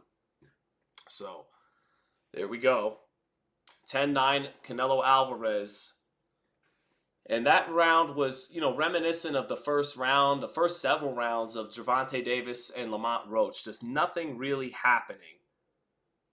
So Kyoto says, geez, Scull, we in for a long night. Yeah, well, Scull, this is all Scull wants. He doesn't want Alvarez to have his foot on the pedal. Alvarez is sitting in the corner, by the way, and he's been known in fights like these to stand up in the corner in between rounds. But not quite the Canelo that we saw against Caleb Plant a couple years ago here in round 1. Here we go, round 2 now. And we'll see if Alvarez is shooken up, got his warm-up in and opens up here in the second. Alvarez stalking Scull. Scull bouncing right to left to right, glides along the ropes, touches the glove with his jab. Scull not even almost trying to land the jab, just, flicking it out there on Alvarez. Flicks the jab out there again, flicks it out twice. That time that second jab found the home for Scull. And Scull should just start from there with the jab. Scull picking up his feet, bouncing around a little bit more now instead of just stepping around. Scull stepping over to his left. Alvarez not cutting the ring off. Alvarez not cutting the ring off and squaring up a little bit. Not common. Nice right hand to the body by Alvarez. Scull covers up and blocks the left hook, but Scull got timed on the ropes with a sweeping right hand to the body. Back comes Scull with a triple jab. Makes Canelo back out of range. Canelo catching those on the gloves. Alvarez stalking Scull. Scull getting near the ropes again. And that's where Alvarez looks to score. Lead left hook falls short for Alvarez. Right hand to the body gets in, though, and moves Scull physically. Scull comes back with a jab to the body. That right hand to the body moved his body along the ropes. Right hand to the body by Scull. Straight right hand to the body off a jab up top. Scull switches southpaw. Scull does not want to speed this fight up, though. Alvarez stalking him. Now cutting the ring off a little bit better. Alvarez doesn't connect along the ropes, and Scull ties him up after Scull gets underneath the left hook of Canelo Alvarez. Center ring now. Alvarez catches the jab by Scull. About 1:20 left in this second round. Another slow round that Alvarez is a bit ahead in because of his aggression and finding Scull with 1 or 2 shots to the body along the ropes. Canelo, big swing and miss with his right hand against Scull. Early on, Crawford is seeing things he can exploit, I'm sure. Now Scull Scull feinting. Scull opening up a little bit there. Showing a little sauce. Moves his hands around. Shoots the jab. That time that jab with a little bit more purpose on it by Scull. 50 seconds left. Scull in the center ring shoots a 2-punch combination. Alvarez catches both on the gloves. But the length of Scull is giving Alvarez a little bit of fits. A little bit of the patience and the movement. Alvarez making him circle right to left to right to left. Now to his right is Scull, but Alvarez not pulling the trigger. Alvarez not pulling the trigger, and that is a sign potentially of getting older. Sweeping right hand of the body, a little slow by Alvarez's standard, doesn't find the mark. 20 seconds left, and Scull is loosening up a little bit in there. They trade jabs. Back comes Scull with a jab to the body. 1-2 by Scull, both blocked by Alvarez. But I already see from Alvarez a little hints of frustration. Jab gets caught on the gloves by Alvarez. That is going to do it for... Oh, it's right hand of the body by Alvarez. Scull tries to counter. Scull gives Canelo a look going back. I'll give it to Alvarez, but you saw signs of life from Scull starting to loosen up and settle down in there. And little signs of frustration from Alvarez, who hasn't been able to accomplish anything really in the first 2 rounds except be the aggressor. And a couple of body shots for Alvarez along the ropes. But Scull is making him reach for sweeping right hands along the ropes and miss pretty clean up top. 20-18, Canelo Alvarez. No Dice says Canelo downloading. Well, that's always been Canelo, but even against a superior mover who was better, like Caleb Plant a couple years ago, Canelo was throwing with conviction to the body and having more energy on that front foot, cutting distance quicker. And you're not seeing the vintage Canelo upper body movement that much early on. Canelo back in the second Golovkin fight, for example, constantly moving his body, coming forward, and not doing not as much liveliness in the upper body early in this fight. So round 3, 1-2 for Scull right out the gate to start round 3. Quick little 1-2 touches Alvarez. Scull moves over to his right, moves over to his left, takes Alvarez for a walk around the ring, squares his feet. Now he gets his base back, moves over to his left. Alvarez catches the jab. Alvarez getting close, but Scull has the quicker feet early on. Left hook to the body for Alvarez. Gets home, but Scull with a quick little right hand counter. No power on it. But this is exactly what William Scull wants. And so far, exactly what I predicted. But a good jab for Scull, keeping Alvarez at bay. Alvarez catches it on the glove. Lead left hook for Alvarez, blocked by Scull. And that's good defense by Scull. That's the main punch you have to be wary of Canelo. He's very quick with that lead left hook. And Scull that time, kind of like Rolly last night against Garcia. Oh, right hand by Scull over the top. Canelo rolled the shot, but Scull took his shot over the top of the jab of Alvarez. Canelo, not on fire tonight at all. Falls short with his jab. The footwork and the length of Scull. Good feints by Scull, keeping Alvarez honest as he tries to apply pressure. Halfway through the third, very slow, dull fight. This is exactly what Scull wants. Alvarez, good left hook to the body. Alvarez, that's where he's found successes to the body. Scull back, sweeps a right hand over the top. And at times, Scull looks like at certain ranges, at long range, Scull is the quicker fighter. Now, in close, that's where Alvarez has more of an advantage. Alvarez sweeps the right hand but misses clean. Back comes Scull with a two-punch combination. Both blocks, switches southpaw, switches back, orthodox. But Scull would love for this to be the pace all 12. He would just love for that. And Alvarez has always been a slow starter. This is a very slow start, even by his standards. Less than a minute left in the round. And at times, it's actually Scull who looks like the more loosened up fighter in there. But Alvarez is the aggressor. He's staying on top of Scull. Double jab by Scull. He finds the body with that jab on that second jab a little bit there. Alvarez, to me, doesn't look super comfortable and confident in there by his standards. He looks a little frustrated. 30 seconds left in the third. Scull, short with the jab, short with two jabs, but this is all Scull want. He just wants that jab to keep Alvarez preoccupied and not getting close. Scull has got to be loving how this is going. 15 seconds left, and a round that was close. You know, Alvarez is the aggressor. There's not a lot to choose from these two. If anything, it's just the aggression of Alvarez.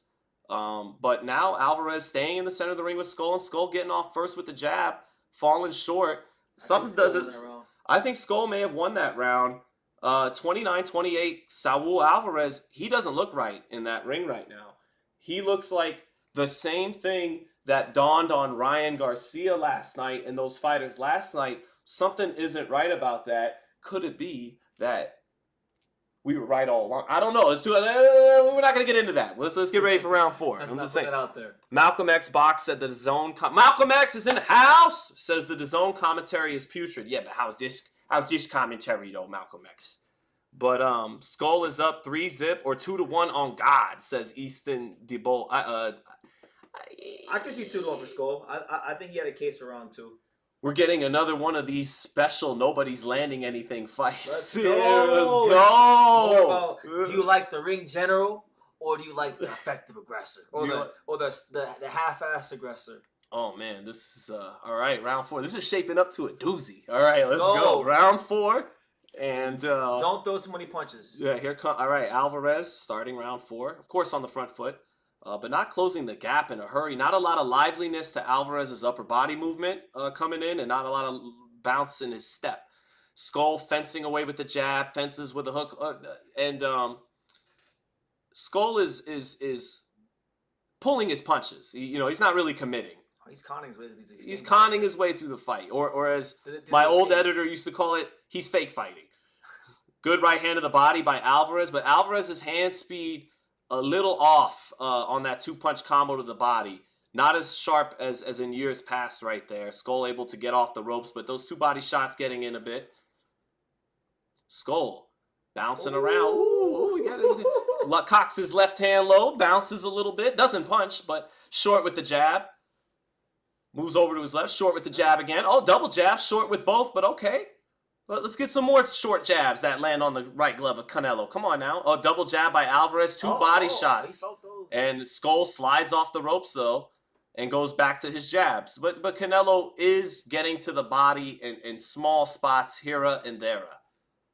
And people look bored in the audience. Terrence Crawford's wife's on her cell phone looking very bored. Scull doubling up the jab in the center of the ring. What is up with Canelo? Canelo's listless and flat. I believe someone called that. All right. Scull bouncing around. Right to left, left to right. All I want to do with William Scull. Bounce with me, bounce with me. Not gonna land a punch. Bounce with me, bounce with me. Something's not right in that arena tonight. Yeah, they don't get it crunk at all. Scull just wants to bounce around, bounce around. Oh-wee! Minute left in the 4th, and an uneventful fight is unfolding again.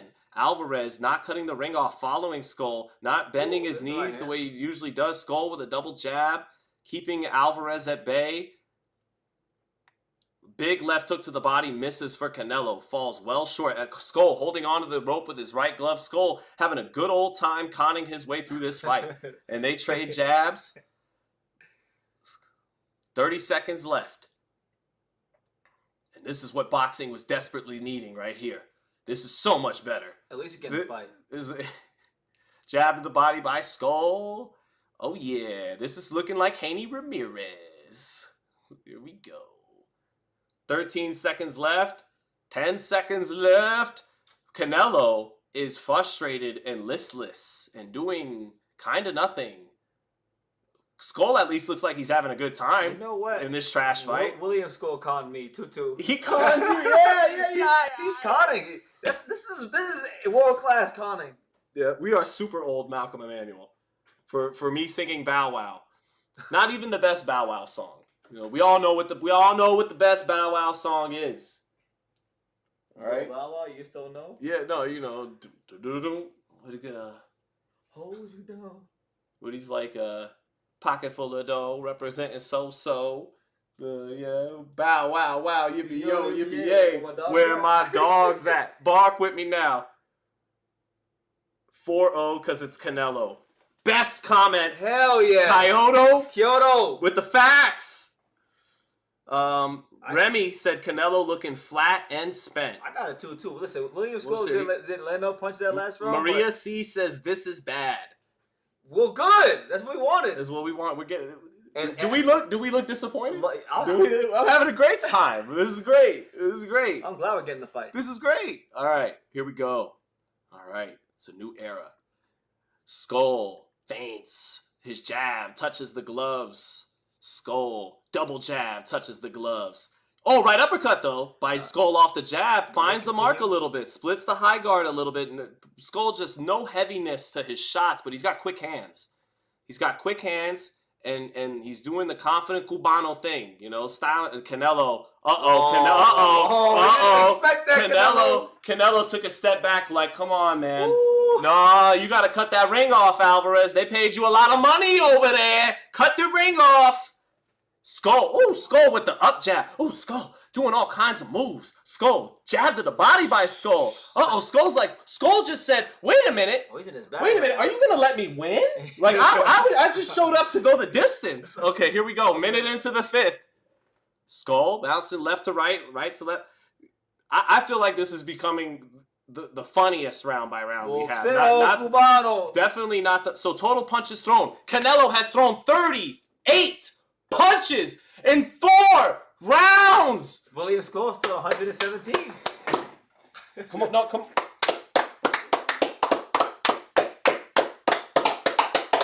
So, all right.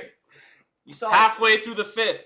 And Canelo Alvarez is being dwarfed by the output of Devin Haney and Ryan Garcia and Rolly Romero last night. William Scull still 117 And Jose Ramirez. punches, and he's only landed 3 This punches. is making Badu Jack versus McKaylen look like an all-out war. All right, Scull shoots it. Nothing is happening. Alvarez 3-punch combination, but Scull slick moves, good upper body movement there. That was a sharp 3-punch combination by Alvarez. Don't let him land a straight right hand. Don't Minute left in the 5th. Jab to the body by William Scull in the center of the ring. Scull should, just keep it in the center. keep it in the center of the ring. Use that jab. Alvarez coming forward. Alvarez, no life in him at all tonight. Nice right hand to the body by Alvarez. And when in doubt, that is still one of Alvarez's go-to setups. When you get along the ropes, he's going to double jab and sweep the right hand up top or to the body, and he can find the mark to the body. Scull trying to throw those punches so quick and get back home, but not sitting down on anything. Alvarez winning this round. Good right hand to the body by Alvarez, and Scull counters with a right hand, but I think that's the first punch that got Skull's attention. That sweeping right hand to the body a second ago. Scull bouncing left to right, right to left. Oh, Canelo looks super old in this fight. 10 seconds left. Canelo again is like, come on, bro, comply with me. He steps out of range and is like, you're frustrating. Double jab to the body by Scull, and that'll do it. Alvarez wins that round off the body shots. A couple of right hands to the body. Paco said you guys are crazy. They weren't outside for Lil Bow Wow, Sean, when he repped the Browns. Malcolm X box. The thing I'm most fond of with Lil Bow Wow was him shouting out NBA 2K when it was still on the Dreamcast, before it really went mainstream. He's good in my book for that. Kenny Powers says, I'm loving the pace of this fight. That decision for Canelo is coming. Kenny Powers is like, yeah, all right. Remy is saying jab, Scull. Yeah, for real. And Scull did get in that right uppercut. Easton saying Scull can actually win this, not going to lie. He's already on his way to doing what he set out to do, though. Why get greedy? He's already done what he's really so happy in there. I know. I'm happy for him. I'm happy for him.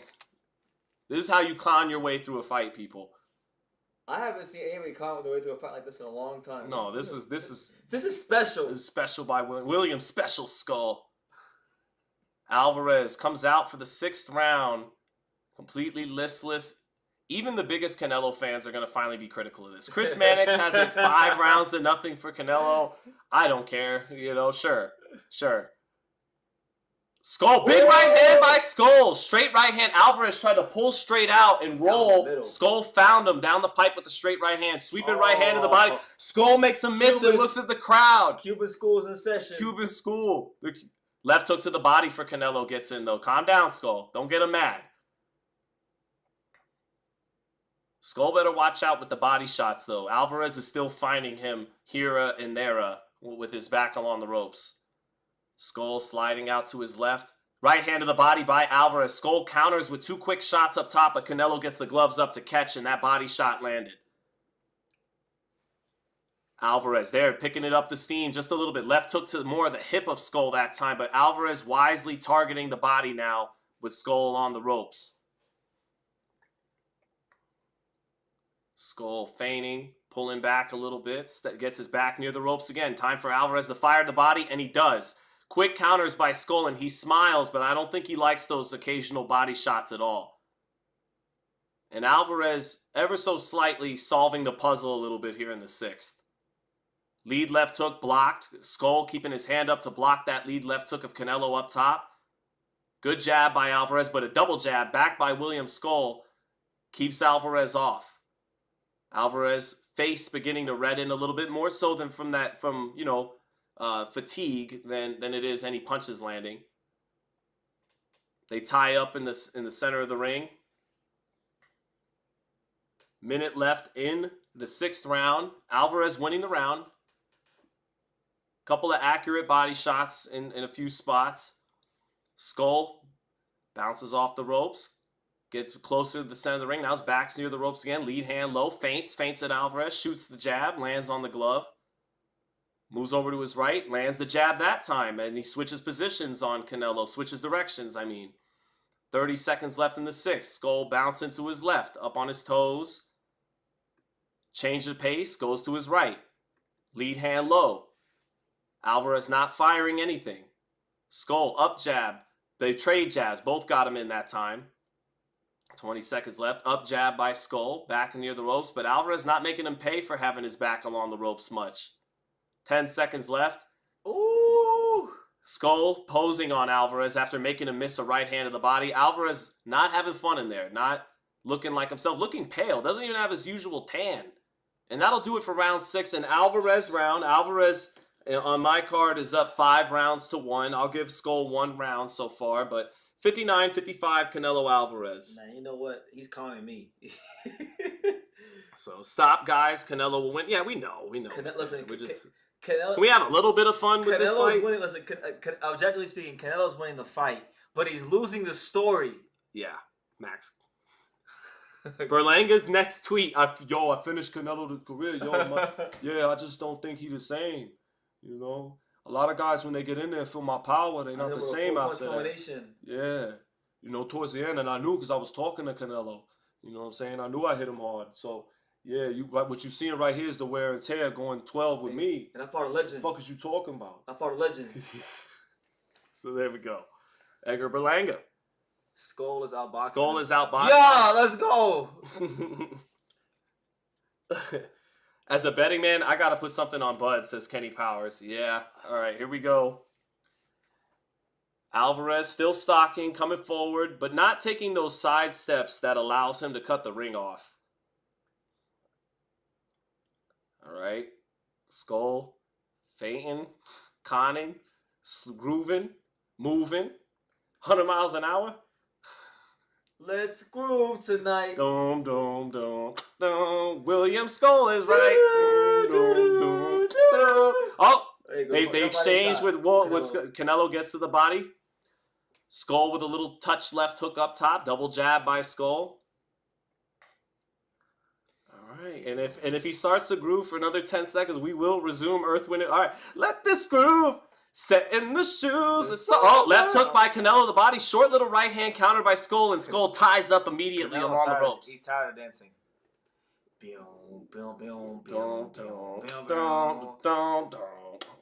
That means Scull is just moving around the ring. That's all that means. Whenever you guys hear us singing Earth, Wind, and Fire, all right, two body shots by Canelo, but Canelo kind of smothering his own work a little bit, you know, making sure to get in tight where those longer arms of Scull can't get in, but...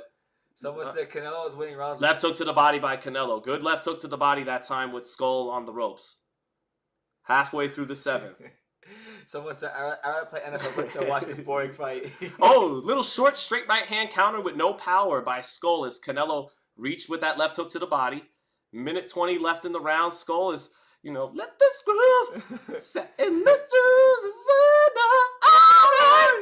All right. Let me tell you what you can do with my love. All right. Gotta let you know, girl, you're looking good. William Scull's out of sight. Let's all right. Canelo's thrown 73 punches. To be fair, though, halfway through the entire fight, if he keeps up, he can set the record for the fewest punches ever thrown. William Scull. Right uppercut, left hook. Skull, okay. Right, William Scull with the right uppercut, left hook. Get down on it. Get down on it, don't get down on it. 30 seconds left. Because that's William Scull in the ring. How you gonna have a boxing match with no punches while paying hundreds of millions of dollars for it? All right. 20 seconds left and nothing is really happening. Scull is just moving around. What's more? We're more entertaining tonight than Canelo. That's what we're doing. We're picking up the slack. Like, we're trying. Scull cons his way through the round. He might have won that round. He won that round. He conned me. No. Alvarez did land a few hooks. You know what? Out of principle, 5-2 Canelo. Yeah. 2 rounds to Scull. All right. Now I want a box shot. Here for the singing and the occasional boxing commentary. There you go. Oh. This is what HBO used to do. When a fight started to be terrible, Larry, Merchant, and Jim and them would start busting jokes. They would. You could check the tape. Yeah, like when Floyd fought Henry Bruce Ellis and they were talking about football. The Patriots. Can you have a sense of humor trapped in a machine maze? He said, bro is gassing Skull up so much and hating Canelo. Bro, Skull is losing the fight. Canelo's about to set the all-time record for fewest punches ever thrown, and I can't make a joke? He's winning. How are all these fights not doing each other? Yeah, they just keep getting worse. Lowering the bar. Great. Oh. Is this fight because of the dancing, or Canelo? Both. Completely. Actually, both. I'm enjoying the dancing. I wish Canelo took the ring off. So here we go. Round 8 now. And now the drama is, can Canelo set the record? That's all I care about at this point. I want Canelo to set the record for fewest punches ever thrown in a 12-round championship fight. And Chris Mannix has it. 6-1. He gave Skull a round. Alvarez lets go of his hands along the ropes. Skull has been slick defensively. Lead left hook for Alvarez. Caught on the gloves. Nicking Skull a little bit at the top. Back comes Skull with a 1-2. Big right hand missed by Alvarez to the body. Skull makes him fall short. This is not good for boxing. But anyway. Skull. Holding his feet a little more here. Holding his feet. Lead hand low. Feigning. Jab. Keeping it in the center, just with those feints and that jab. It's enough just to keep Alvarez preoccupied, keep himself off the ropes. Double jab by Skull. Good double jab that time. Good right hand to the body by Alvarez. Skull misses with a right uppercut. Counter. Out. The referee is irritated with that. He's like, don't do why are you guys looking at punches? Yeah. Move. Okay, no. Lead left hook for Canelo. That's the first lead hook that got in for Alvarez. Skull took it well. He's trying to get that jab going too now. Good lead left hook up top for Canelo that time. Alvarez not able to follow it up. Halfway through, Skull lands a jab, steps out to the left. Halfway through the 8th.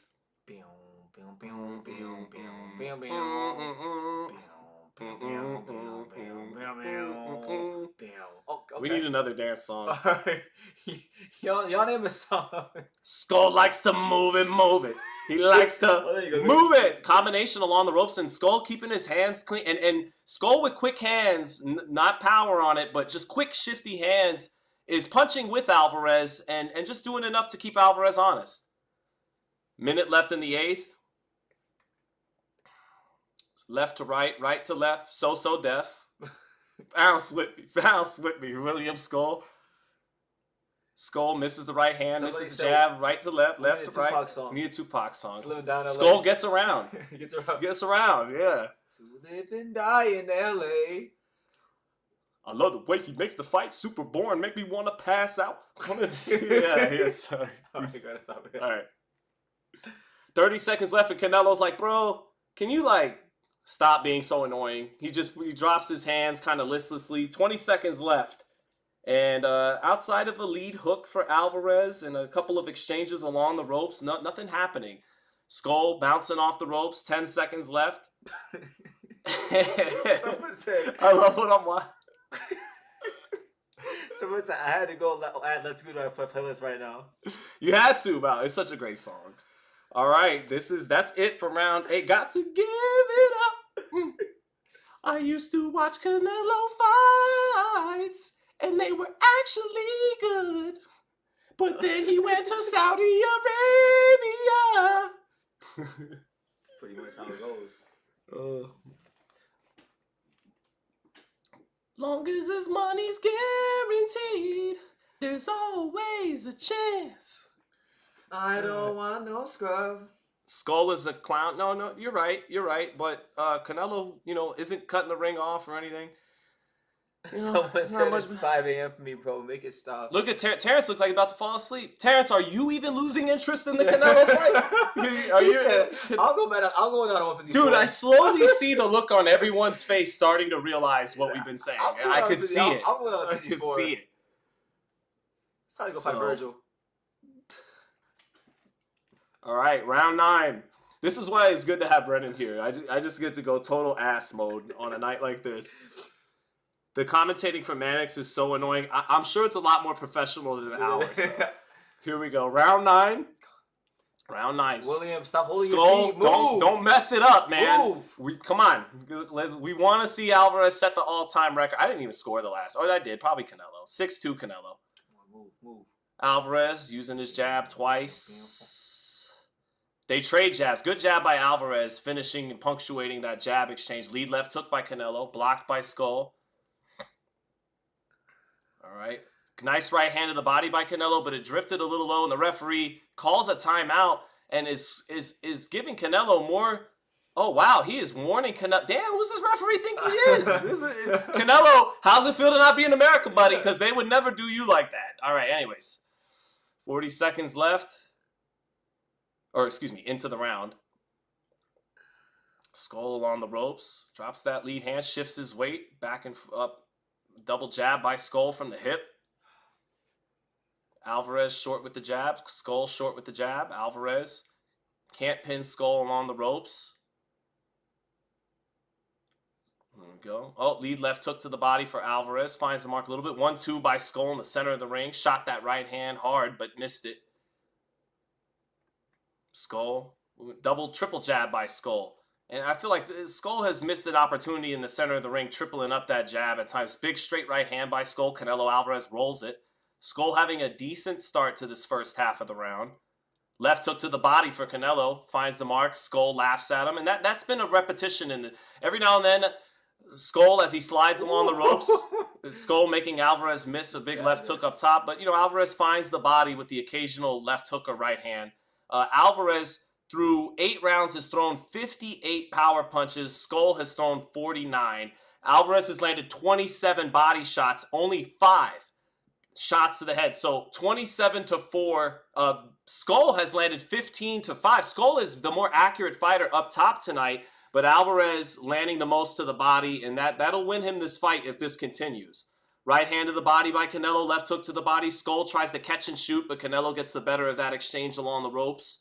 And that's often been what's happened when they've punched together. Short little left hook catches Alvarez, though, as Alvarez tries to come in with his jab. No power on any of these shots for the most part by Scull. Scull bouncing left to right, right to left. Frustrating Alvarez. 30 seconds left in the 9th. Cocks his left hand at his side. Shoots the jab. Oh, nice counter by Canelo. Just missed it. Scull slick and with good reflexes there, but Canelo tried to roll the jab and come back with a quick left hook. Double jab by Scull. Sweeping right hand by Scull. Alvarez making him miss it. This was a competitive round for Scull. One that could have potentially went either way. Jab up top by Scull. Alvarez just having a miserable performance by his standards tonight. Nothing in his legs. Misses a big right hand. Actually switches southpaw and lands as a jab for a second. That'll do it for the 9th. Scull not on his way to winning this fight, but on his way to doing exactly what I said he would do, which is move up. Chat, I'm in awe right now. I've been off on my fights lately because I haven't cared about them. I've cared about the big picture, like the video I made the other day about Turkey and everything, but I'm back, baby, because I called this one perfect. I said Canelo would show up flat, Scull would show up to survive, and it wouldn't be a good commercial. So, let's go. At least Mannix isn't singing. I know, but He's probably not as talented. no, it's okay.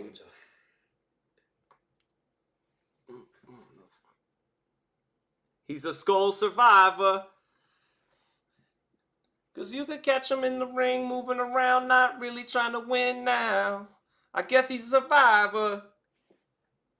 Yeah. A Scull survivor. All right. Here we go. Round 10. Here comes Alvarez on the front foot. Scull bouncing left to right, right to left. So deaf.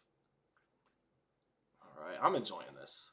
This is good. This is great. This is what, like, look how engaged Turkey is. Turkey's like, dude. Turkey's like, he's like this ringside, like. Oh no, he's not. No, he's not. That was the guy next to him. Is Turkey like asleep?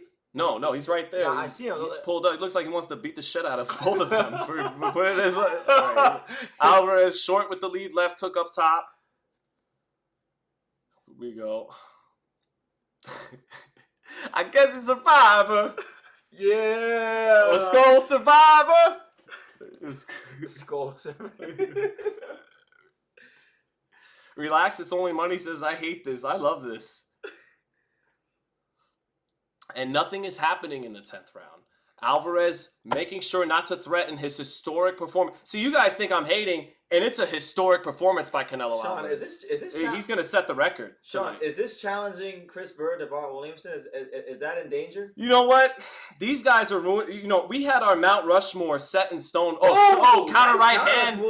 Counter right hand by William Scull. Halfway through the right. And that left a little bit of a red mark on Alvarez's left side of his face. Halfway through the 10th. So a right hand counter for Scull is the first thing that happens halfway through the 10th round. Left hook to the body by Alvarez. Scull counters with a right uppercut off the ropes. Double jab by Scull. Southpaw jab by Scull. Switches back. Orthodox and jabs. Squares his feet so he can move either direction. Alvarez has him on the ropes. Doesn't have the foot speed and the timing tonight to make him pay for squaring his feet near the ropes. Minute left in the 10th. Just a dreadful night. Jab for Scull gets blocked. 50 seconds left. He's got some amazing footwork, though. I gotta give it to him. He got some footwork. We said that before the fight. The guy can move. Scull, oh yeah. Everybody know, ain't no stop. Yeah. Some stop. Someone said straight right hand to the body by Canelo. 30 seconds left, and this is up there with the slowest rounds in the fight. Alvarez maybe threw 8 punches. Did he throw 10 punches this round? I hope not. 20 seconds left. Alvarez 2 rounds away from making history as the lowest output recorded in a 12-round championship fight. A historic night in Riyadh for the undisputed super middleweight championship of the world. La historia. All right. And that'll do it for round 10. And I scored that round for William Scull. Man, he beat him easy. William Scull, baby.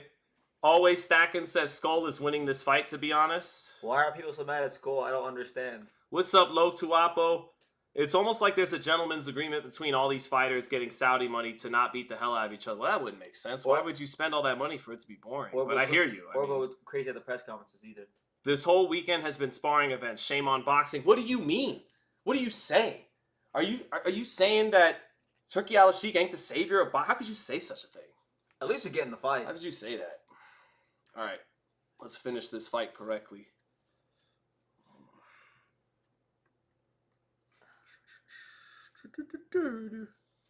Jennifer Brown, how you doing? All right. I'm so proud of the performance Canelo's doing right now. I had to bring back out the headband. All right, round 11, and here we go. Scull starts off moving to his left, and he won the last round on my card. I got this 7-3 Canelo, maybe 8-2. Does it really matter?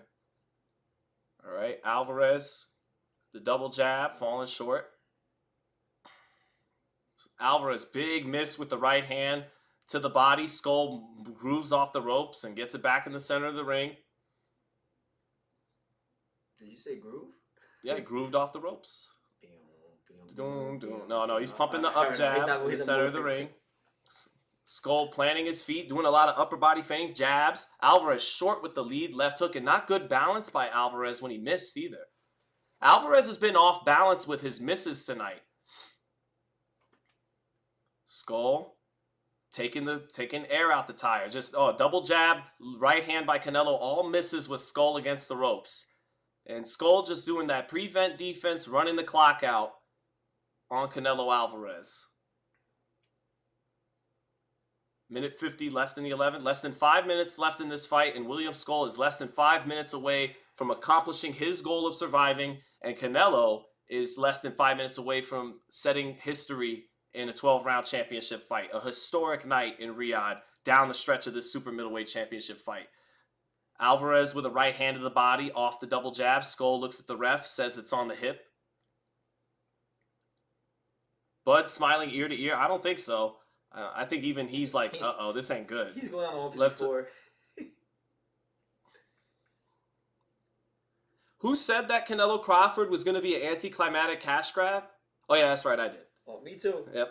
Oh. And Brendan. 1 minute, 5 seconds, and Scull is just... Okay.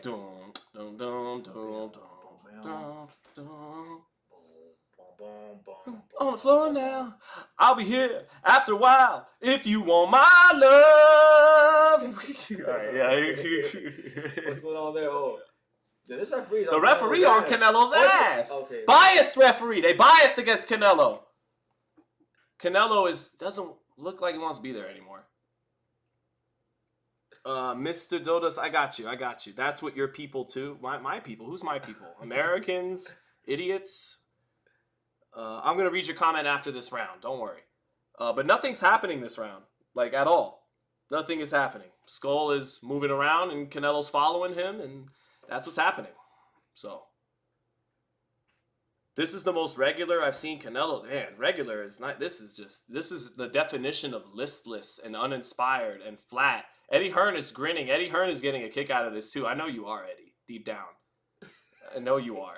Eddie's like, well, you didn't want to fight for me no more. Okay. So, all right. So, who said? Mr. Dodos said, go. All right. What was the comment? I'm looking for it, sir. Where was it? My man, motherfucker, is in the chat. Mr. Dodos, I'm looking for it. I don't seize it. Mr. Dodos. I want to just write it again. I want to know who people. Oh, there it is. The other guy is your butt buddy, or what? Or what? Or what? Definitely or what. Yeah, or what? But yeah, was that the one you wanted me to read? It was red. Scull is up, says boxing analyst. Scull is up. That'd be sick. FMG is like, yeah, facts. He looks bad. I was being too nice. Yeah, this is terrible. You wrote him off, and he's out boxing. Boxing analyst is checking me right now. I'm okay with that. I hope the judges agree with you. That'd be sick. Like, imagine if they get the actual the win to the Scull. All right, that'd be hilarious. That'd be hilarious. He deserves it. That'd be hilarious. Like, all right, round 12, and barring a miracle by Canelo, he is going to set the all-time record for punches thrown in a 12-round fight. Canelo sweeping right hand to the body with Scull on the ropes, but Scull has masterfully conned his way through the fight. And Mannix has it 108, 101 Canelo. Give him 2 rounds. I would have it 107, 102. Just cause. It doesn't really matter. Man, this is rough. I think Turkey's starting to probably feel a little embarrassed too. He's up on the, I'm not saying that to be a jerk either. First minute of the round, Scull just moving left to right, right to left. Canelo Alvarez doing nothing in this fight. And Scull isn't really doing much either. So double jab by Canelo, double jab by Scull. They trade there, and Alvarez, 2 minutes away. Oh, he stopped. Oh, I try to tell you guys about this shit. You see how it's now the honeymoon phase is officially over. 52 punches landed for Scull to 46 for Alvarez. Canelo has connected on 6 power punches in this fight to the head, 34 to the body. That's what's going to win him this fight is the body shots. Barely. But he has landed half a punch to the head around in this fight. Left hook to the body for Canelo. Scull comes with a quick 3-punch combination to return fire. Scull bouncing around. His legs are incredibly strong to do this for 12 rounds. Yeah, but Alvarez didn't make him speed his movement up earlier in the fight. So he allowed him to save this for later in the fight. Little over a minute left in the fight. Alvarez, listless, flat, not getting anything off, looks tired, looks flat. Scull having a good time surviving. Double jab gets blocked. Although it is conceivable. These rounds were so uneventful, we don't know what we're going to get on the cards. Come on, judges. Oh, make this night 50 memorable. seconds left in this fight. Scull with a right hand to the body. Canelo, you should have just lost to Benavidez, bro. Just hand the torch, do the right thing. Instead, you wanted to go for these cash grabs over here, and this is what you deserve, honestly. 30 seconds left. This is what everybody deserves. Crawford, Canelo, Turkey, this is what they all deserve. So, 20 seconds left. Left hook to the body for Canelo. Scull ties up. Canelo punches with that free hand. Imagine if he threw some punches. And let's go. That'll do it for the fight. And Alvarez talks a lot to Scull. and Alvarez doesn't really want to go for the hug after the fight. And Skull's like, come on, man, give me a hug. And they hug. Yeah. And they hug. Alvarez is pleading his case to Skull, you know, about whatever it is, but, you know, it is what it is. That does it. 16-12, I don't know. I don't know. Who cares? Like, that, who cares? The judges will score it what they score it. It's one of the worst fights of all time. Of all time. This is the worst undisputed title fight in boxing history, and Canelo Alvarez probably just set the CompuBox record for fewest punches thrown in a 12-round championship fight. Someone asked TSM Hard on a comment up. He said, "Ask VT if he's gonna give us a Canelo exposed." Oh my God! 1000%. If you thought Dimitri Bivol was bad, this is bad, guys. This really. I tried to plead to him about Canelo for years. That he's a great fighter. You know, come on, BT, take it easy. They all got to play a little bit of ball at the top of the game and navigate. You know, it is what it is. The guy's a great fighter, and BT wasn't having it. So I wasn't having it, honestly, and I let up. But man, I'm about to pour. Chicken Nugget says fatal failure part 2. I like that. That was good. Mr. Dodo says, go ahead and ignore me again, Sean. Well, why would I not want to ignore you? Sounds like Mr. Dodo has abandonment issues. Yeah. You know what, Mr. Dodo? I am good. You know what? I'm not even going to read the last comment. You are now officially in timeout for 10 minutes. 10 minutes you're in timeout. Timeout. And then you can come back. The best, worst fight ever. Oh, yeah. But this was definitely the Chris Bird, Davario Williams special. Like, this was definitely so bad that it was good. Absolutely. 100%. This I'm was so bad that it was now. I was good. kind of tired during the Noel McCallion fight, but I'm awake. This is amazing. I don't know why the commentary is giving Canelo a pass, because they're shills. Oh, damn. Did I say that? I like this guy. Yeah, my bad. I was just... Skull gave a boxing lesson. You know, Skull was cooking. Skull gave him a boxing lesson. You guys don't. Punch haters in the chat. Come on, no dice. He deserves some hate for this tonight, man. He threw 152 punches. He landed one more punch to William Skull. He threw 13 punches around. He landed 8 power shots to the head. He landed less than a punch per round up top. 40 body shots. In the end, Skull throws 293.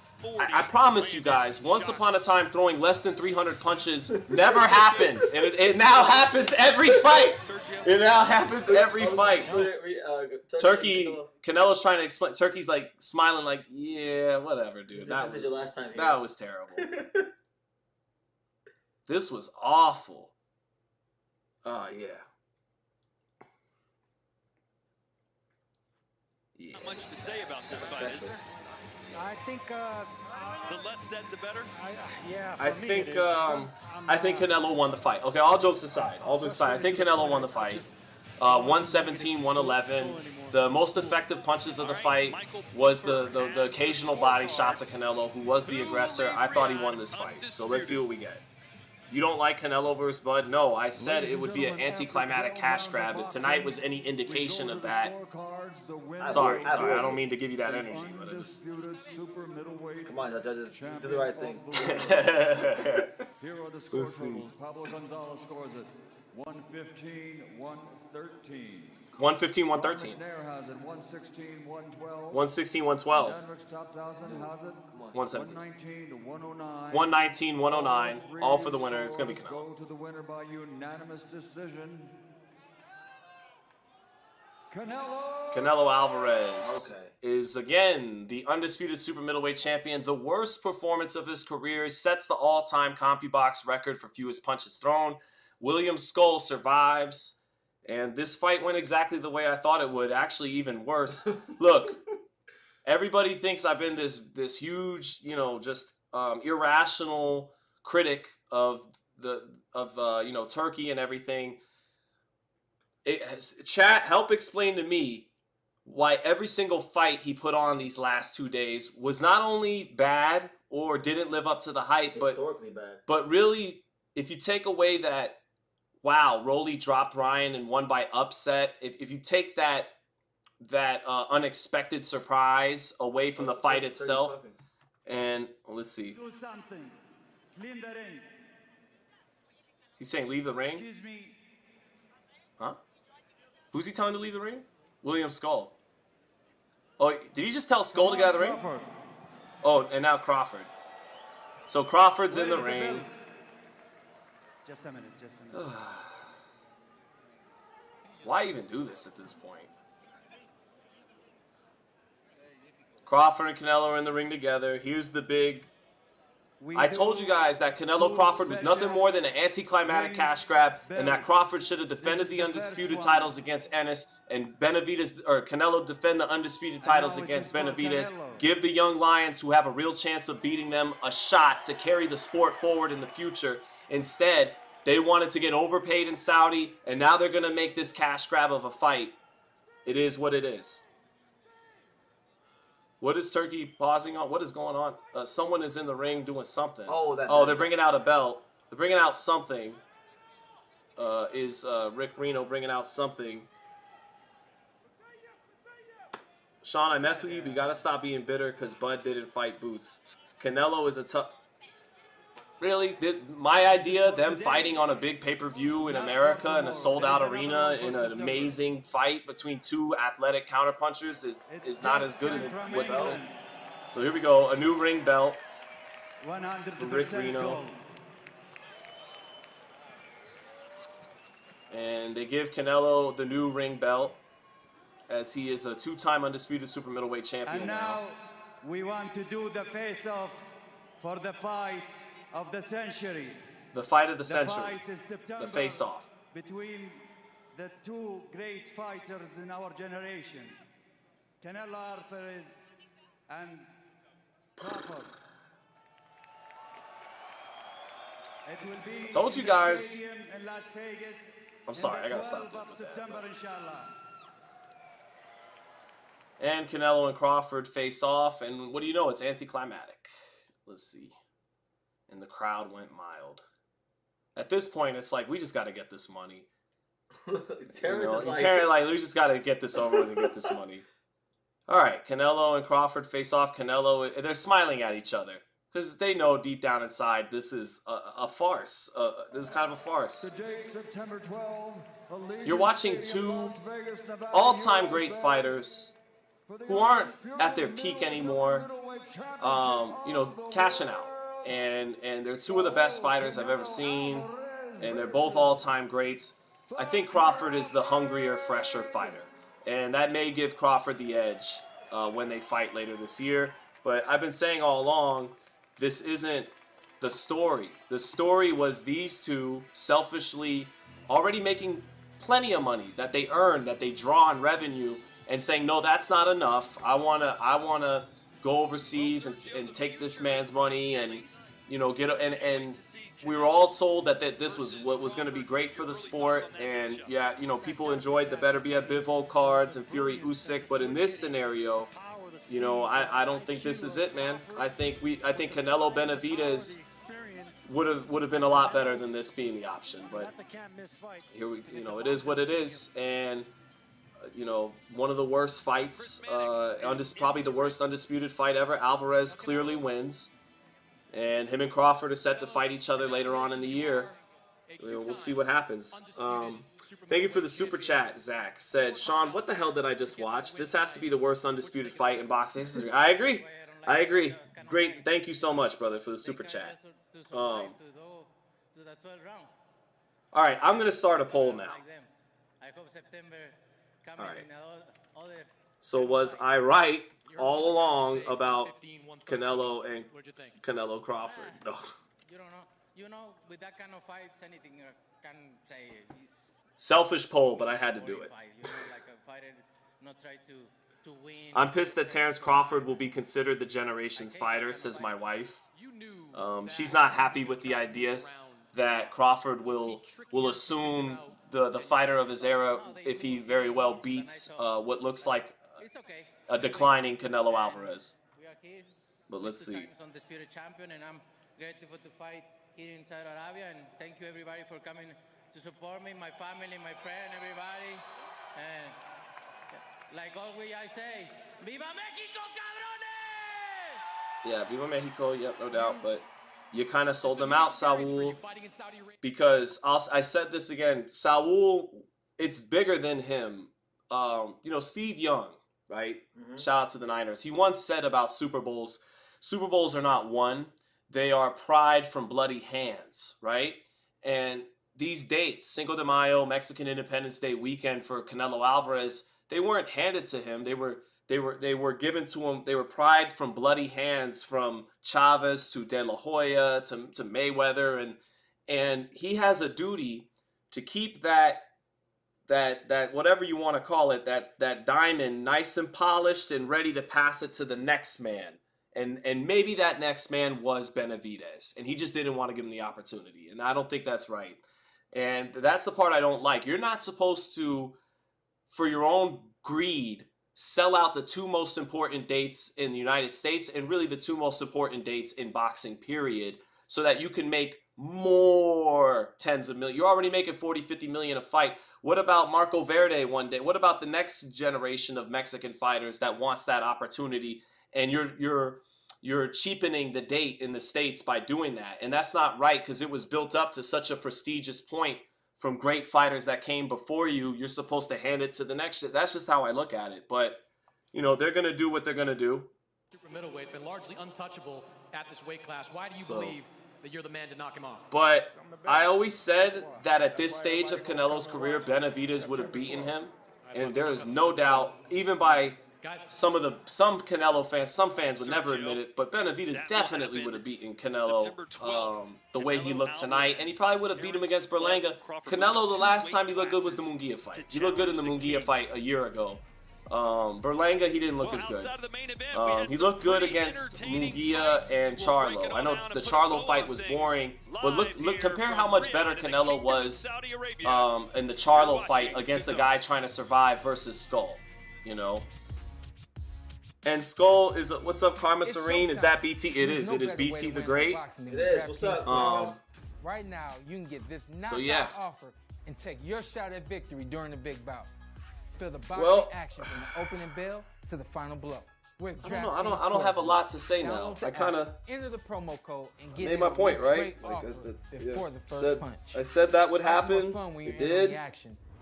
The crown is yours. So. Chat, anything else? Anything else we should touch on before we get out of here? If you're just joining, Canelo does win. Very listless, unanimous decision. There's no running this time. So yeah. This book, it will show you everything you need to know to keep our family safe. All right, now that I've ended my self-aggrandizing poll, let's do this one. Because that would be crazy. Do you want to see Canelo Crawford? Good luck. Film for IMAX. No, seriously. I'll let that answer that one. Why do you want to bring back Manhattan? What time is Inoue fighting? Tay-Day, he'll be on tomorrow night, probably around 8 o'clock Pacific time. It's a gentrifying neighborhood. What do you expect? I guarantee you guys. Sean, are you covering Raiders OTAs? I gotta check my email. Yeah, I'll be there. You know, as long as it doesn't conflict with my boxing coverage, I cover anything Raiders. But tomorrow will definitely be by far the best card of the night. I guarantee you, Rafael Espinoza and Inoue will deliver fireworks. And Emiliano. Yeah, and Rohan Polanco. Guaranteed. I bet you all four of those fights deliver. Emiliano Vargas, Rohan Polanco, Rafael Espinoza, and Inoue. I bet you they all deliver. I bet you. So we'll see. Let's see. It's not still some people saying yes. Okay, it's not a good fight. Crawford had trouble. 54. FMG Films. Thank you, brother, for the super chat. Says I want to believe that Canelo Crawford will be exciting simply because I can't see Bud going in there and bitching up. He seems like he'd be willing to die in there and he'd try to win. No, yeah, I think Crawford is the favorite. That's how bad Alvarez looked in winning tonight. I think most people are going to be picking Crawford. For sure. So Crawford doesn't have. You must be out of your. Might not have the legs Scull has, and doesn't have the size Scull has, but he's so much better that, you know, I don't know. We'll see. EGOD said, Sean, you a bitch, and Crawford better not run like Poochie. Daniel Moretti said, Turkey is not getting his money's worth. Panama says, Top Rank. What's up, Panama? Says Top Rank is beating Turkey. They will this weekend. Maria says, looking forward to seeing Rohan. Yeah, no doubt. And my wife with the America, Japan, Mexico. Top pound for pound, the 3 best countries on the planet: Japan, Mexico, and the United States. But who is bigger? Not much of a no real size difference. No real size difference between the two. So yeah. Thank you again, FMG. Joel's Bandana says, after watching this fight, Crawford beats Canelo on points. Chance said Sean wanted the torch pass. That's what this is all about. Absolutely. Yeah, that's what the game. That's what's good for the sport. Like, I have fighters that I like too, and you know, but at the end of the day, my mind is always the game. The game. Nothing. No fighter. No fighter is above the game. Is my mentality that I approach it with. You know, so. It's like Canelo's earned the right to do this. Crawford's earned the right to do that. Yeah, I get all that. I understand it. But that's their prerogative, not my prerogative. My prerogative is what do I think is best for boxing. So, yeah. And what would have been best for boxing was Canelo, and I'll say it one more time. Would have been Canelo and Crawford defending the undisputed titles against Jaron Boots Ennis and David Benavidez. That's what would have been best. I'm telling you. Samantha says she cleared the audio from the stream. Oh, wait, what? Still? No? Oh, we should be good now. Should be good now. All right, is it good now, Sammy? So, Raymond Malone Jr. says, just posted. Can you recap this weekend overall? Yeah. You know, just, we saw factually, statistically, objectively, three of the worst fights, you know, by CompuBox measures of all. Actually, no, because we've seen some of the dullest fights in a long time in the last couple days, and. You know, we're going to be left to chew on why exactly that is. It's not all Turkey's fault and the atmosphere and all that. The fighters have to be held accountable too, because fighters from other countries have performed well in those environments. Although nobody performed well, and you had Munguia and Canelo from Mexico, you had Saras from France, you had Ajagba and Bakoli from Africa, you had Badu, Swedish-American fighter. Mikhailin is Armenian. Something like that. Yeah, and nobody looked good and nobody fought well. So yeah, the highlights of the weekend have been Rolly shocking everybody with an upset and Teofimo's performance so far. So there you go. Who won the Bakoli Ajagba fight, Worm? Nobody did. It was a draw. And Bakoli looked really bad, and still came on strong against Ajagba towards the end, but. Yeah, he looked bad. So, you want what's best for boxing, they want what's best for them, says Brandon Bell. Yeah, and no offense, but their fans get in the way. And it's like, look, I get it. Like, I'm a fan too at the end of the day. But that's why I still ask, I still ask the guys that I tend to like a little bit more. I still ask them tough questions because no one's above the game. And you know, you do what you want, but I always feel like, you know, love your favorite fighters, but you know, keep that in mind. Don't give them a pass when it starts being to the detriment of the sport. You could, you know, two things could be true. You could admit your favorite fighter ducked and still be your favorite fighter, you know. I mean, Bernard Hopkins, my favorite fighter all time. He was milking it in some of those fights when he'd get tapped on the cup. Or some Chad Dawson and that, for, you know, I don't know, man, you know, but that's still my favorite fighter. Eric Morales, my other favorite fighter, quit against Pacquiao, you know, so popped for PEDs for one of the Danny Garcia. Who cares? Still my favorite fighter, but we got to keep it real. So yeah. But you know what, chat? I'm going to get out of here, man. I'm going to enjoy the rest of the night. Keep it locked in on the channel. And check in tomorrow. Me and BT will be covering the fight. Yes. I'm going to get BT back to his pad out here in Vegas. But, man, much love to everybody. Seriously, thank you, everybody, for joining tonight.